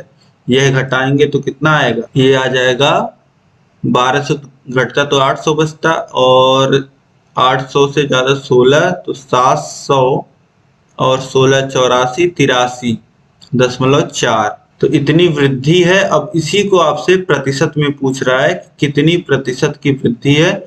तो प्रतिशत वृद्धि अगर निकालना है तो हम किससे कंपेयर कर रहे हैं? हम लोग देख रहे हैं कि औसत कितना, तो गुणे 100। ठीक, इसी को आपको सॉल्व कर लेना है। तो चलिए देखते हैं। अब ऊपर नीचे दशमलव हटा लेंगे, 10 से गुणा कर देंगे तो ये हो जाएगा ऊपर 7834 बटे नीचे हो जाएगा 12166 गुणे 100। देखिए, इसी वैल्यू को हमको यहाँ पे कैलकुलेट करना है, तो इसको आसानी से कैसे कैलकुलेट कर लेंगे ये देख लीजिए आप। 78,7834 बटे 12166 गुणे 100। चलिए इसी को सॉल्व करते हैं हम लोग। इसी को सॉल्व कर लेना है, आपको आंसर मिल जाएगा। तो देखिए 7834 बटे 12166, बस दशमलव हमने हटाया है, और गुणे 100 तो है ही, प्रतिशत में उत्तर आएगा। अब देखिए 2 से ऊपर नीचे काट दीजिए, तो नीचे काटेंगे तो हो जाएगा 6083, ऊपर काटेंगे तो 50 बचेगा। अब देखिए कट नहीं रहा है ऊपर नीचे, तो 50 से ही काट दीजिए 6083 को, काटेंगे एक बार में, फिर बचेगा 10, 108 हो जाएगा। 108 यानी कि 2 बार जाएगा, फिर बचेगा 8 हो जाएगा 83, यानी कि एक बार जाएगा। फिर उसके बाद 83 में एक बार गया है और बचा है 33 बचा हुआ है, तो दशमलव लगाएंगे तो हो जाएगा 330 और 6 बार जाएगा। ठीक है, तो ये सब कट गया, आ गया कितना? 7834 बटे 121.6। अब इसी को सॉल्व करके हमें उत्तर लाना है। अब देखिए 121.6 का भाग कर देंगे 7834 में। अब 121.6 को आप चाहें तो 122 भी लिख दीजिए, और भाग आपकी आसानी से हो जाएगी। 7834 में भाग दे दीजिए। अब देखिए 3 अंक यहाँ है 122, और यहाँ 3 अंक देखिए 783 है, तो लगभग कितने बार? 6 बार तो जाएगा। 6 से 7 बार, 7 बार नहीं जाएगा, क्योंकि ऐसे आप सोचिए 100 होता और 700 होता तो 7 बार जाता, लेकिन यहाँ है 122। ठीक है, तो 22 अधिक है तो 7 बार नहीं जाएगा, 6 बार ले जाएंगे, तो 6 दूनी 12 के 2 हासिल लगा 1। इसी तरीके से 6 दूनी 12, 1 13 हो जाएगा, हासिल लगा 1। 6 1 9 6 1 7, 732 आ रहा है। अब 3 में से 2 जाएगा 1, और 8 में से 3 जाएगा 5, और यहाँ 4 उतर जाएगा, हो जाएगा 514। अब देखिए 514 और यहाँ 122, तो 4 बार जाएगा। 4 का गुणा होगा 122 में, तो 4 दूनी 8, फिर 4 दूनी 8, और 4 1 9 4, 488। 14 में से 8 घटेगा तो कितना बचेगा? 6 बचेगा, और यहाँ पे शून्य बचा है, हासिल इधर आएगा। 10 में से 8 घटेगा तो कितना बचेगा? 2 बचेगा, तो 26 यहाँ पे शेष बच जाएगा। अब दशमलव लगाएंगे तो हो जाएगा 260, और जाएगा 2 बार, 260 2 बार, यानी कि हो जाएगा 244। फिर कितना बचेगा? 16 बचेगा, 160, 64.12। जो भाग करने के बाद आ रहा है 64.21% आ रहा है। और हमने थोड़ा सा यहाँ पे देखिए भाग में वैल्यू जो है भाग की वैल्यू बढ़ाई थी, यानी कि ओवरऑल वैल्यू थोड़ी सी घटी हुई हमको मिलेगी, यानी 64.21% जो आपको मिल रहा है वो यहाँ पे 64.38% के बराबर है। तो ऑप्शन डी जो हो जाएगा वह बिल्कुल सही हो जाएगा। इस तरीके से आप एग्जैक्ट कैलकुलेशन भी कर लोगे। आपको उम्मीद है सभी पांचों प्रश्न समझ में आए होंगे। अब देखिए यहाँ पे निर्देश दिया गया है, दी गई तालिका सारणी का ध्यान पूर्वक अध्ययन करें तथा नीचे दिए गए प्रश्नों का उत्तर दें। यहाँ पे देखिए निम्न तालिका में चार व्यक्ति ए बी सी डी सप्ताह के विभिन्न दिनों पर वस्तुओं की बिक्री कर रहे हैं। यहाँ पे जो टेबल दी गई है, यहाँ पे ए एक व्यक्ति है, बी एक व्यक्ति है, सी एक व्यक्ति है और डी एक व्यक्ति है। ए सोमवार को देखिए यहाँ पे 40 वस्तुओं की बिक्री कर रहा है। इसी तरीके से बी कितने सोमवार को 45 और सी सोमवार को 25 और डी सोमवार को 20। इसी तरीके से मंगलवार पे अब आते हैं। मंगलवार को ए 35, 50, 48 और इसी तरीके से बी सी डी सब बिक्री कर रहे हैं। अब आप इसको देख पा रहे होगे, समझ पा रहे होगे। यहीं पे अगर आपसे प्रश्न पूछ ले इस तरीके से कि सी ने शुक्रवार को कितनी बिक्री की, तो शुक्रवार को सी ने कितनी बिक्री की, 15 है बिक्री की। सी वाले कॉलम में देखेंगे और शुक्रवार वाले रो में देखेंगे। जो यहाँ पे मिलेगा, यहाँ पे आएंगे तो सी यहाँ मिलेगा और यहाँ पे आएंगे तो शुक्रवार यहाँ मिलेगा। तो यही हो जाएगा आपका सी का शुक्रवार का बिक्री। तो इस तरीके से आप टेबल अब देख लोगे। अब इस पे आधारित प्रश्नों को हम लोग करते हैं जिससे आपको और अच्छे से समझ में आ पाए। अब देखिए 91 नंबर क्वेश्चन है, मंगलवार को ए द्वारा बेची गई वस्तुओं तथा शनिवार को सी द्वारा बेची गई वस्तुओं का अनुपात क्या था। अब मंगलवार को ए द्वारा कितनी वस्तु बेची गई है, तो मंगलवार को ए द्वारा 35 वस्तुएं बेची गई हैं। ठीक है, तो ये हो गया 35 लिख लीजिए। और शनिवार को सी द्वारा हो जाएगा 45, तो ये हो जाएगा 35/45। अब 5 से देखिए दोनों कटेंगे तो काट दीजिए, तो ये हो जाएगा 7:9। 7/9 आ जाएगा या 7:9 हम लोग लिख सकते हैं। ठीक है, तो भिन्न को अनुपात के रूप में लिख लेते हैं, आपको पता ही होगा। तो यहाँ पे कौन सा ऑप्शन सही हो जाएगा, ऑप्शन बी जो हो जाएगा वह बिल्कुल सही हो जाएगा। जिसको पहले बोला है उसको अंश में रखेंगे और जिसको बाद में बोला है उसको हर में रखेंगे। कंफ्यूज होने की जरूरत नहीं है। 9.9:7 देख करके आप लोग कंफ्यूज मत होइएगा। 7:9 ही सही उत्तर होगा। मंगलवार को ए द्वारा बेची गई वस्तुओं का अनुपात आपको लेना है शनिवार को सी द्वारा बेची गई वस्तुओं को। तो पहले मंगलवार ए द्वारा बेची गई वस्तुओं को हमने रखा है, फिर सी शनिवार को जो वस्तुएं बेचता है उसको रखा है। इस तरीके से हमें अनुपात कितना मिला, 7:9 का। अब इसके बाद देखिए 92 नंबर क्वेश्चन है, सोमवार को डी द्वारा बेची गई वस्तु शनिवार को सी द्वारा बेची गई वस्तु का कितना प्रतिशत थी। सोमवार को डी द्वारा बेची गई वस्तु और शनिवार को सी द्वारा बेची गई वस्तु का कितना प्रतिशत थी। तो यहाँ पे देखिए आपको क्या करना है, सबसे पहले ले लेना है कि सोमवार को डी द्वारा कितनी वस्तु बेची गई है और उसके बाद शनिवार को सी द्वारा बेची गई वस्तु का कितना प्रतिशत थी। तो आपको किससे कंपेयर करना है, सी ने जितनी बिक्री शनिवार को की है। ठीक है, तो जिससे कंपेयर करते हैं, जिससे तुलना करते हैं, उसको हम लोग हर में बटे में रखते हैं। ठीक है, तो अब देख लीजिए आप, सोमवार को डी द्वारा कितना 20 वस्तुएं और शनिवार को सी द्वारा। ठीक है, इससे कंपेयर करना है हमें शनिवार को सी द्वारा, तो तुलना करना है। देखिए ये 20 है और ये 45 है, तो इससे हमें कंपेयर करना है, तो इसको बटे में रख लेंगे। यहाँ 45 आ जाएगा नीचे और ऊपर देखिए, ऊपर सोमवार को डी द्वारा बेची गई वस्तुएं कितनी हैं, 20 हैं। ठीक, अब इसको कंपेयर तो कराना है, साथ ही साथ कितना प्रतिशत थी यह बताना है।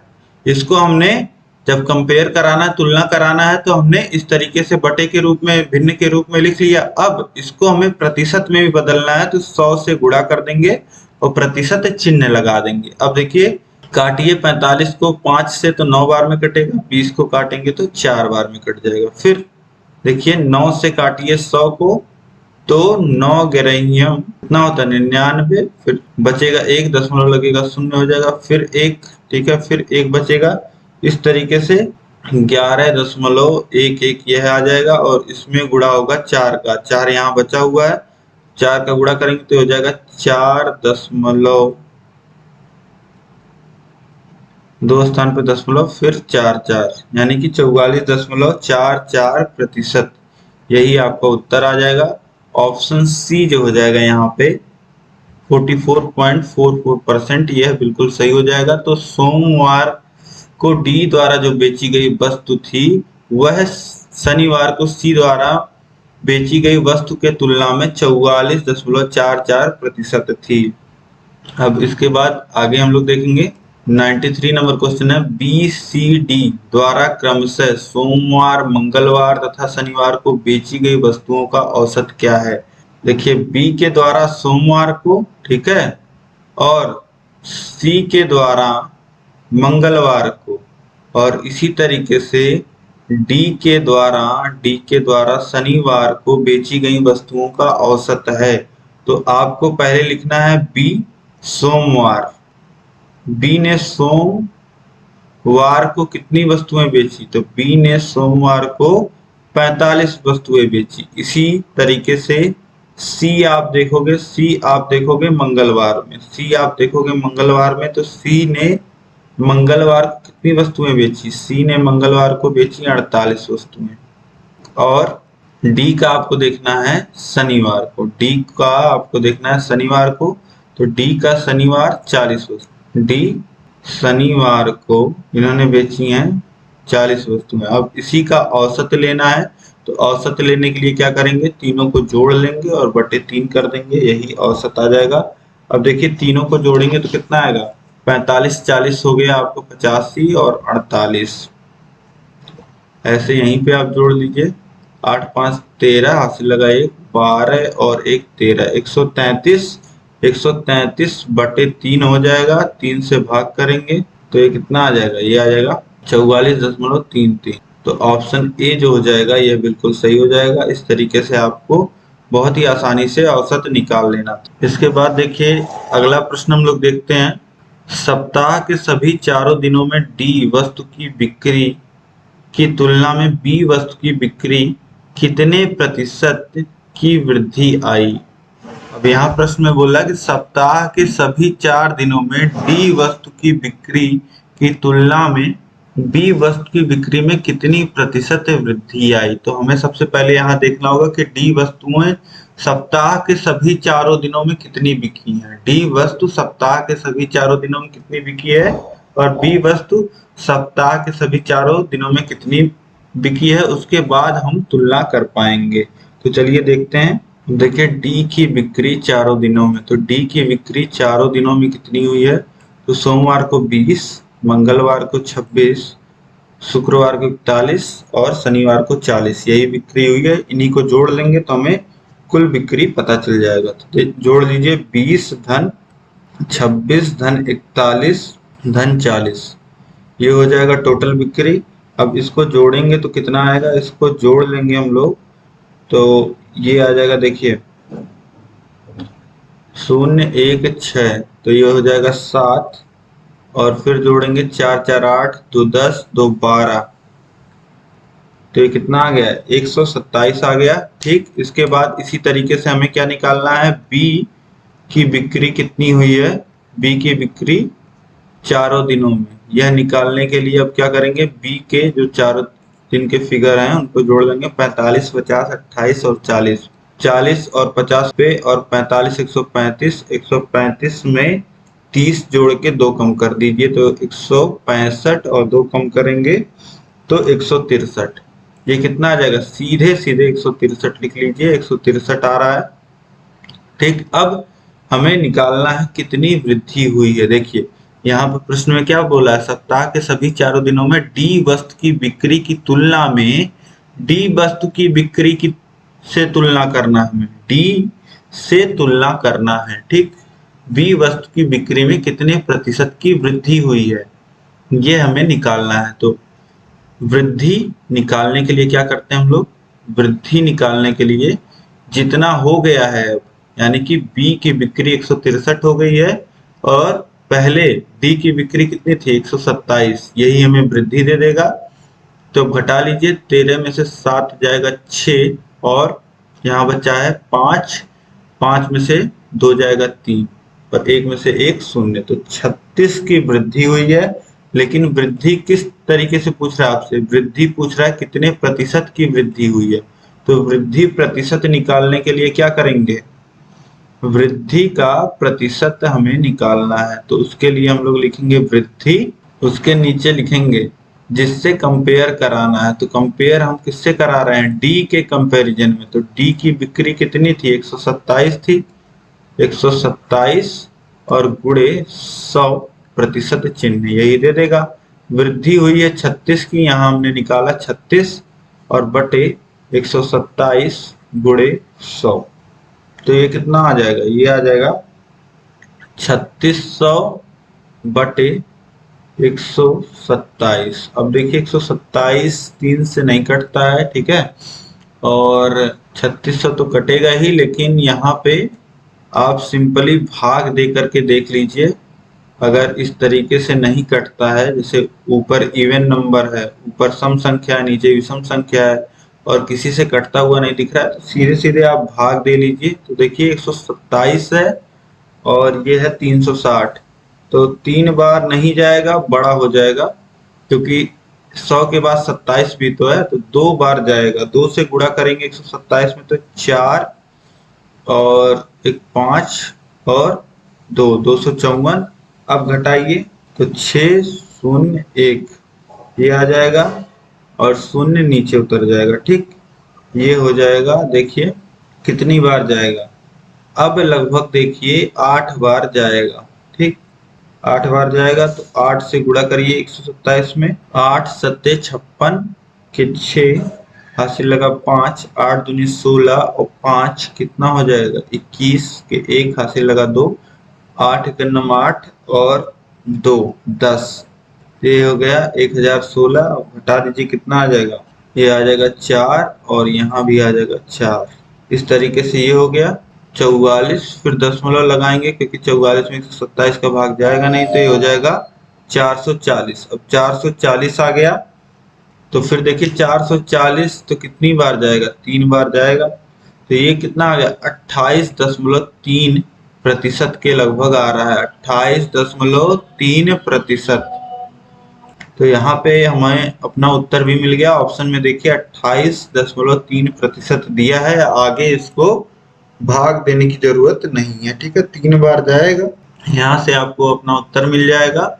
इसके बाद देखिए इस टेबल का लास्ट क्वेश्चन है 95 नंबर क्वेश्चन, सोमवार को बेची गई वस्तुओं की औसत और शुक्रवार को बेची गई वस्तुओं के औसत के मध्य कितना अंतर है। अब देखना है हमें कितना, सोमवार को जो वस्तुएं बेची गई हैं उनका औसत निकालना है, सोमवार को बेची गई वस्तुओं की औसत और शुक्रवार को बेची गई वस्तुओं का औसत।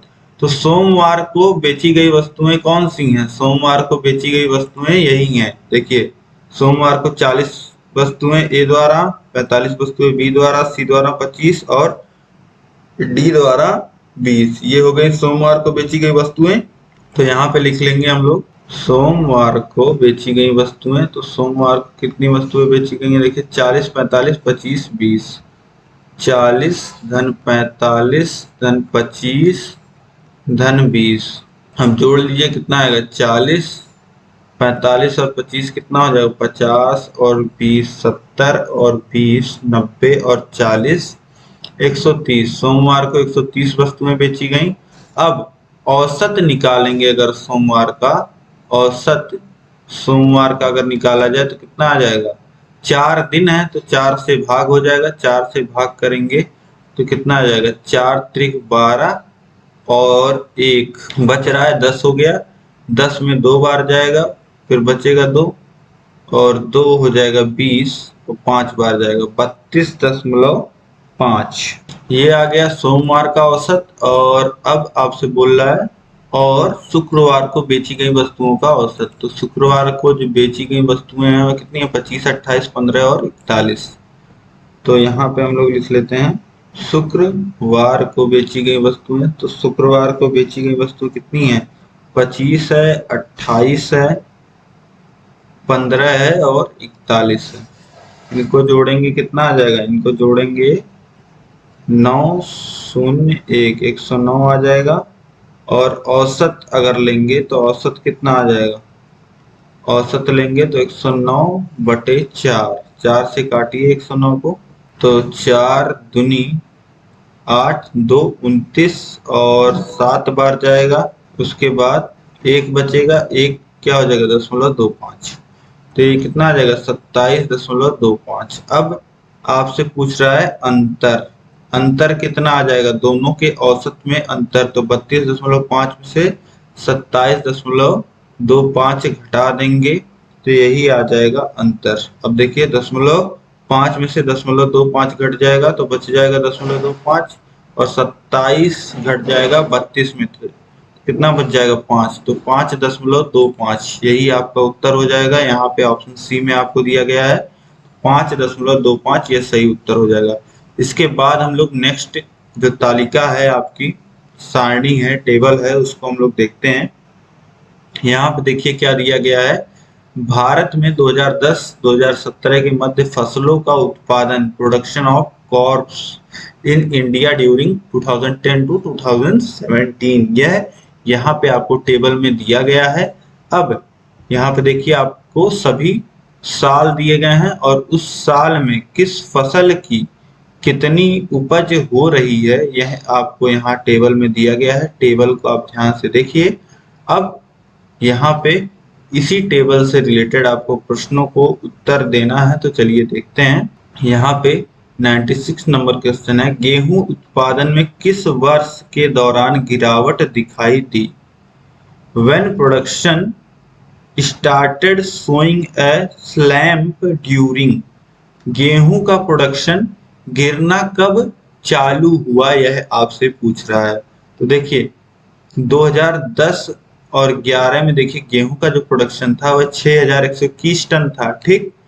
और 2011-12 में 7000 हो गया, मतलब बढ़ रहा है। फिर 7000 से 7112 हो गया और उसके बाद देखिए 7112 से आ गया 7056 पे, यानी कि 2012-13 में यह गिरना शुरू हुआ। फिर 2014-15 में फिर गिरता रहा, फिर उसके बाद 15-16 में बढ़ा और 16-17 में बढ़ा है, ठीक है। लेकिन गिरना स्टार्ट कब हुआ? तो 2013-14 में। तो यहाँ पे ऑप्शन ए जो हो जाएगा 2013-14, यह बिल्कुल सही हो जाएगा, ठीक।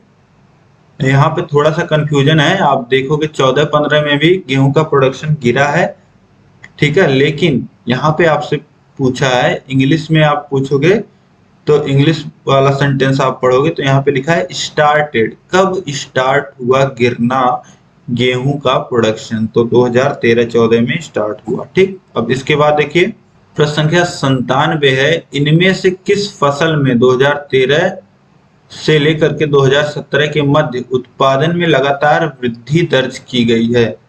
तो अब आपको देखना है कि सभी फसलों को आपको देखना है, सभी फसलों को आप देखोगे तो किस फसल का जो प्रोडक्शन है वह लगातार बढ़ता रहा है 2013 से लेकर के 2017 को। 2013 से लेकर के 2017 की बात की गई है, तो इन 2013 यहाँ से स्टार्ट होता है और 2017 यहाँ तक आता है। ये 4 कॉलम, ये 4 रो आपको देखनी है, सभी फसलों की यह 4 रो आपको देखनी है। मतलब इतना आपको देखना है और ऊपर से नीचे आपको देखना है कि यह बढ़ता हुआ दिखे आप। अब आप देखेंगे गेहूं में, तो गेहूं में 756 से देखिए 6896 आ गया, मतलब कि यहाँ गिरावट दर्ज की गई है, तो यह तो नहीं होगा, ठीक। इसी तरीके से चावल में आप देखेंगे 985 से 716 हुआ है, मतलब यहाँ भी घट रहा है, तो यह भी नहीं होगा। बाजरे में देखिए 1110 से 1160, 1450, 1460 ये बढ़ रहा है। ठीक है, ये पूरा बढ़ोतरी ही आपको देखने को मिल रहा है। तो यह जो आपका ऑप्शन होगा यह सही होगा। बाकी जगह आप देखेंगे तो प्रोडक्शन घट बढ़ रहा है, कभी घट रहा है कभी बढ़ रहा है इन 4 सालों में। लेकिन बाजरे में क्या हो रहा है, बाजरे में लगातार बढ़ ही रहा है। ठीक है, बाकी सभी जगह आप देखोगे तो घट बढ़ रहा है। तो यही जो बाजरे की खेती है यही सही होगा। बाजरे की जो फसल है वह लगातार इसके प्रोडक्शन में वृद्धि हुई है। तो ऑप्शन डी यहाँ पे बिल्कुल सही हो जाएगा। इसके बाद देखिए प्रश्न संख्या 98 है। 2010-11 से 2016-17 की अवधि के मध्य आलू का औसत उत्पादन कितना है। यहाँ 2010-11 से शुरू करने के बाद 2016-17 के बीच में आलू का औसत उत्पादन आपको निकालना है। तो आप देख लीजिए हर एक साल में 2010-11 में कितना उत्पादन रहा है, 11-12 में कितना उत्पादन रहा है, 14-15 में कितना उत्पादन रहा है, 15-16 में कितना उत्पादन रहा है और 16 और 17 में कितना उत्पादन रहा है। ठीक है, तो सभी साल यहाँ पे जितने साल दिए गए हैं सभी साल का आपको देखना है और केवल आलू फसल का आपको देखना है कितना उत्पादन हो रहा है और उसके बाद आपको औसत निकाल लेना। मतलब यहाँ पे है आपकी आलू की फसल पोटैटोस और 2010 से लेकर के आपको 2016-17 मतलब सभी साल आपको कवर करने हैं यहाँ पे। ठीक है, तो यहाँ पे देखिए इस पूरे को आपको ले लेना है, इस पूरे को आपको जोड़ के फिर उसके बाद कितने साल हैं यहाँ पे 1 2 3 4 5 6 7 7 साल हैं तो 7 से भाग दे देना है आपको। ठीक है, तो चलिए सभी को जोड़ लेते हैं। यहाँ पे सीधे सीधे आप देख लीजिए 0 0 0 2 और 5 7 हो गया, 7 और 5 13 और 5 18 के 8।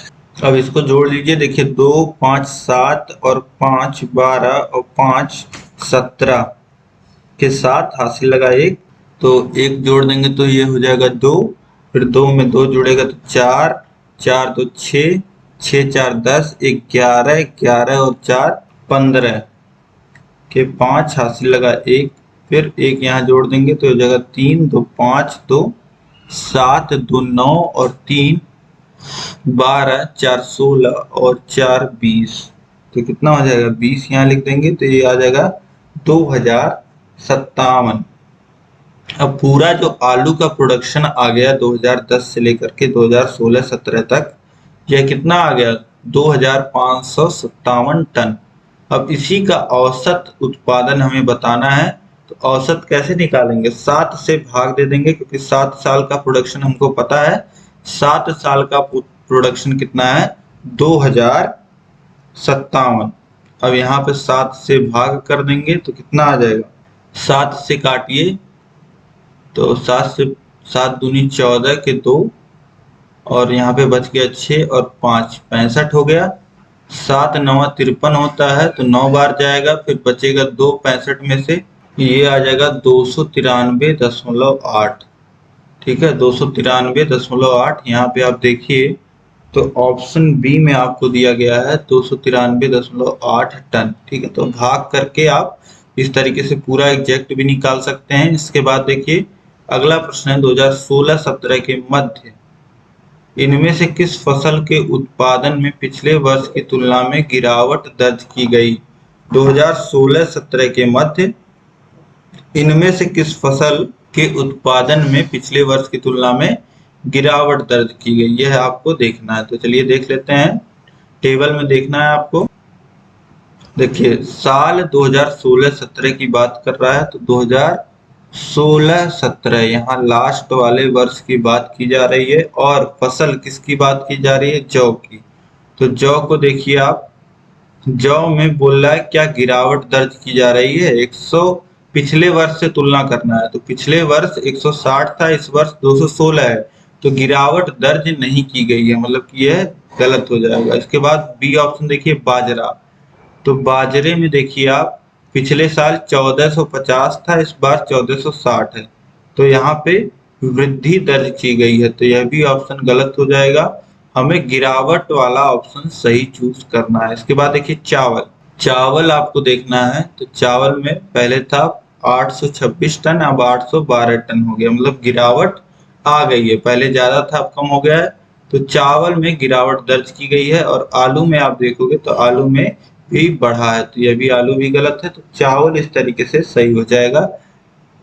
वर्ष 2016-17 में चावल में गिरावट दर्ज की गई है पिछले वर्ष की तुलना में। अब इसके बाद देखिए नेक्स्ट क्वेश्चन है लास्ट, आलू का उत्पादन 2015-16 में 2010-11 का अंदाजा कितना गुना हुआ। आलू के उत्पादन की बात की जा रही है वर्ष 2015-16 में और 2010-11 में, ये 2 वर्षों की बात की जा रही है। और बोला कि आलू का उत्पादन 2015-16 में 2010-11 का अंदाजन कितना गुना हो गया। तो कंपैरिजन यहाँ पे करना है, तुलना करना है। तो 15-16 का प्रोडक्शन आलू का देख लीजिए, तो 15-16 का प्रोडक्शन जो आलू का है वह है 400 टन, और 2010-11 में जो आलू का प्रोडक्शन था वह था 210 टन, 210 टन। तो अब हमें तुलना यहाँ पे देखिए, आलू का उत्पादन 2015-16 में 2010-11 के अंदाजन कितना गुना था। तो हमें कंपैरिजन किससे करना है, 2010-11 से, तो इसको बटे में रखेंगे और ऊपर आ जाएगा आपका 2015-16 का प्रोडक्शन, तो 400। अब शून्य शून्य काट दीजिए, 40/21, 40/21 हो गया। अब 21 से काटिए 40 को, तो एक बार, फिर बचेगा 19 और जाएगा नहीं तो दशमलव लगाएंगे, हो जाएगा 190। 190 और 20, 21 कितनी बार चला जाएगा, 9 बार चला जाएगा, क्योंकि ये कितना हो जाएगा 189 और 190 है। फिर एक बचेगा, भाग जाएगा नहीं, शून्य बढ़ाएंगे तब जा करके भाग जाएगा, तो 1.90। ऑप्शन डी जो हो जाएगा यह बिल्कुल सही हो जाएगा। लगभग 1.9 गुना है अब प्रोडक्शन 2010-11 के कंपैरिजन में 2015-16 में। ठीक है, तो इस तरीके से आपने यहाँ पे सभी प्रश्नों को हल कर लिया। उम्मीद है बहुत ही अच्छे ढंग से आपको समझ में आया होगा। कहीं भी दिक्कत अगर आपको आई होगी तो आप मुझे कमेंट करके जरूर बताइएगा। कैसा लगा यह आपको वीडियो, यह जरूर कमेंट करके बताइएगा। तो इस तरीके से यहाँ पर आपने पूरा का पूरा पेपर सॉल्व कर लिया। उम्मीद करती हूँ कि आपको वीडियो पसंद आई होगी। आप फर्स्ट शिफ्ट वाली वीडियो देखिएगा दोस्तों। अगर चैनल को सब्सक्राइब नहीं किया तो प्लीज सब्सक्राइब कर दीजिए। फर्स्ट शिफ्ट की वीडियो आपको इसी वीडियो के नीचे मिल जाएगी। और चैनल से बने रहिए, आपके रेगुलर वीडियोस हम लेकर के आएंगे और आपके एग्जाम का पेपर भी हम सॉल्व कराएंगे। चैनल से बने रहिए। Thank you so much video को पूरा देखने के लिए। जय हिंद।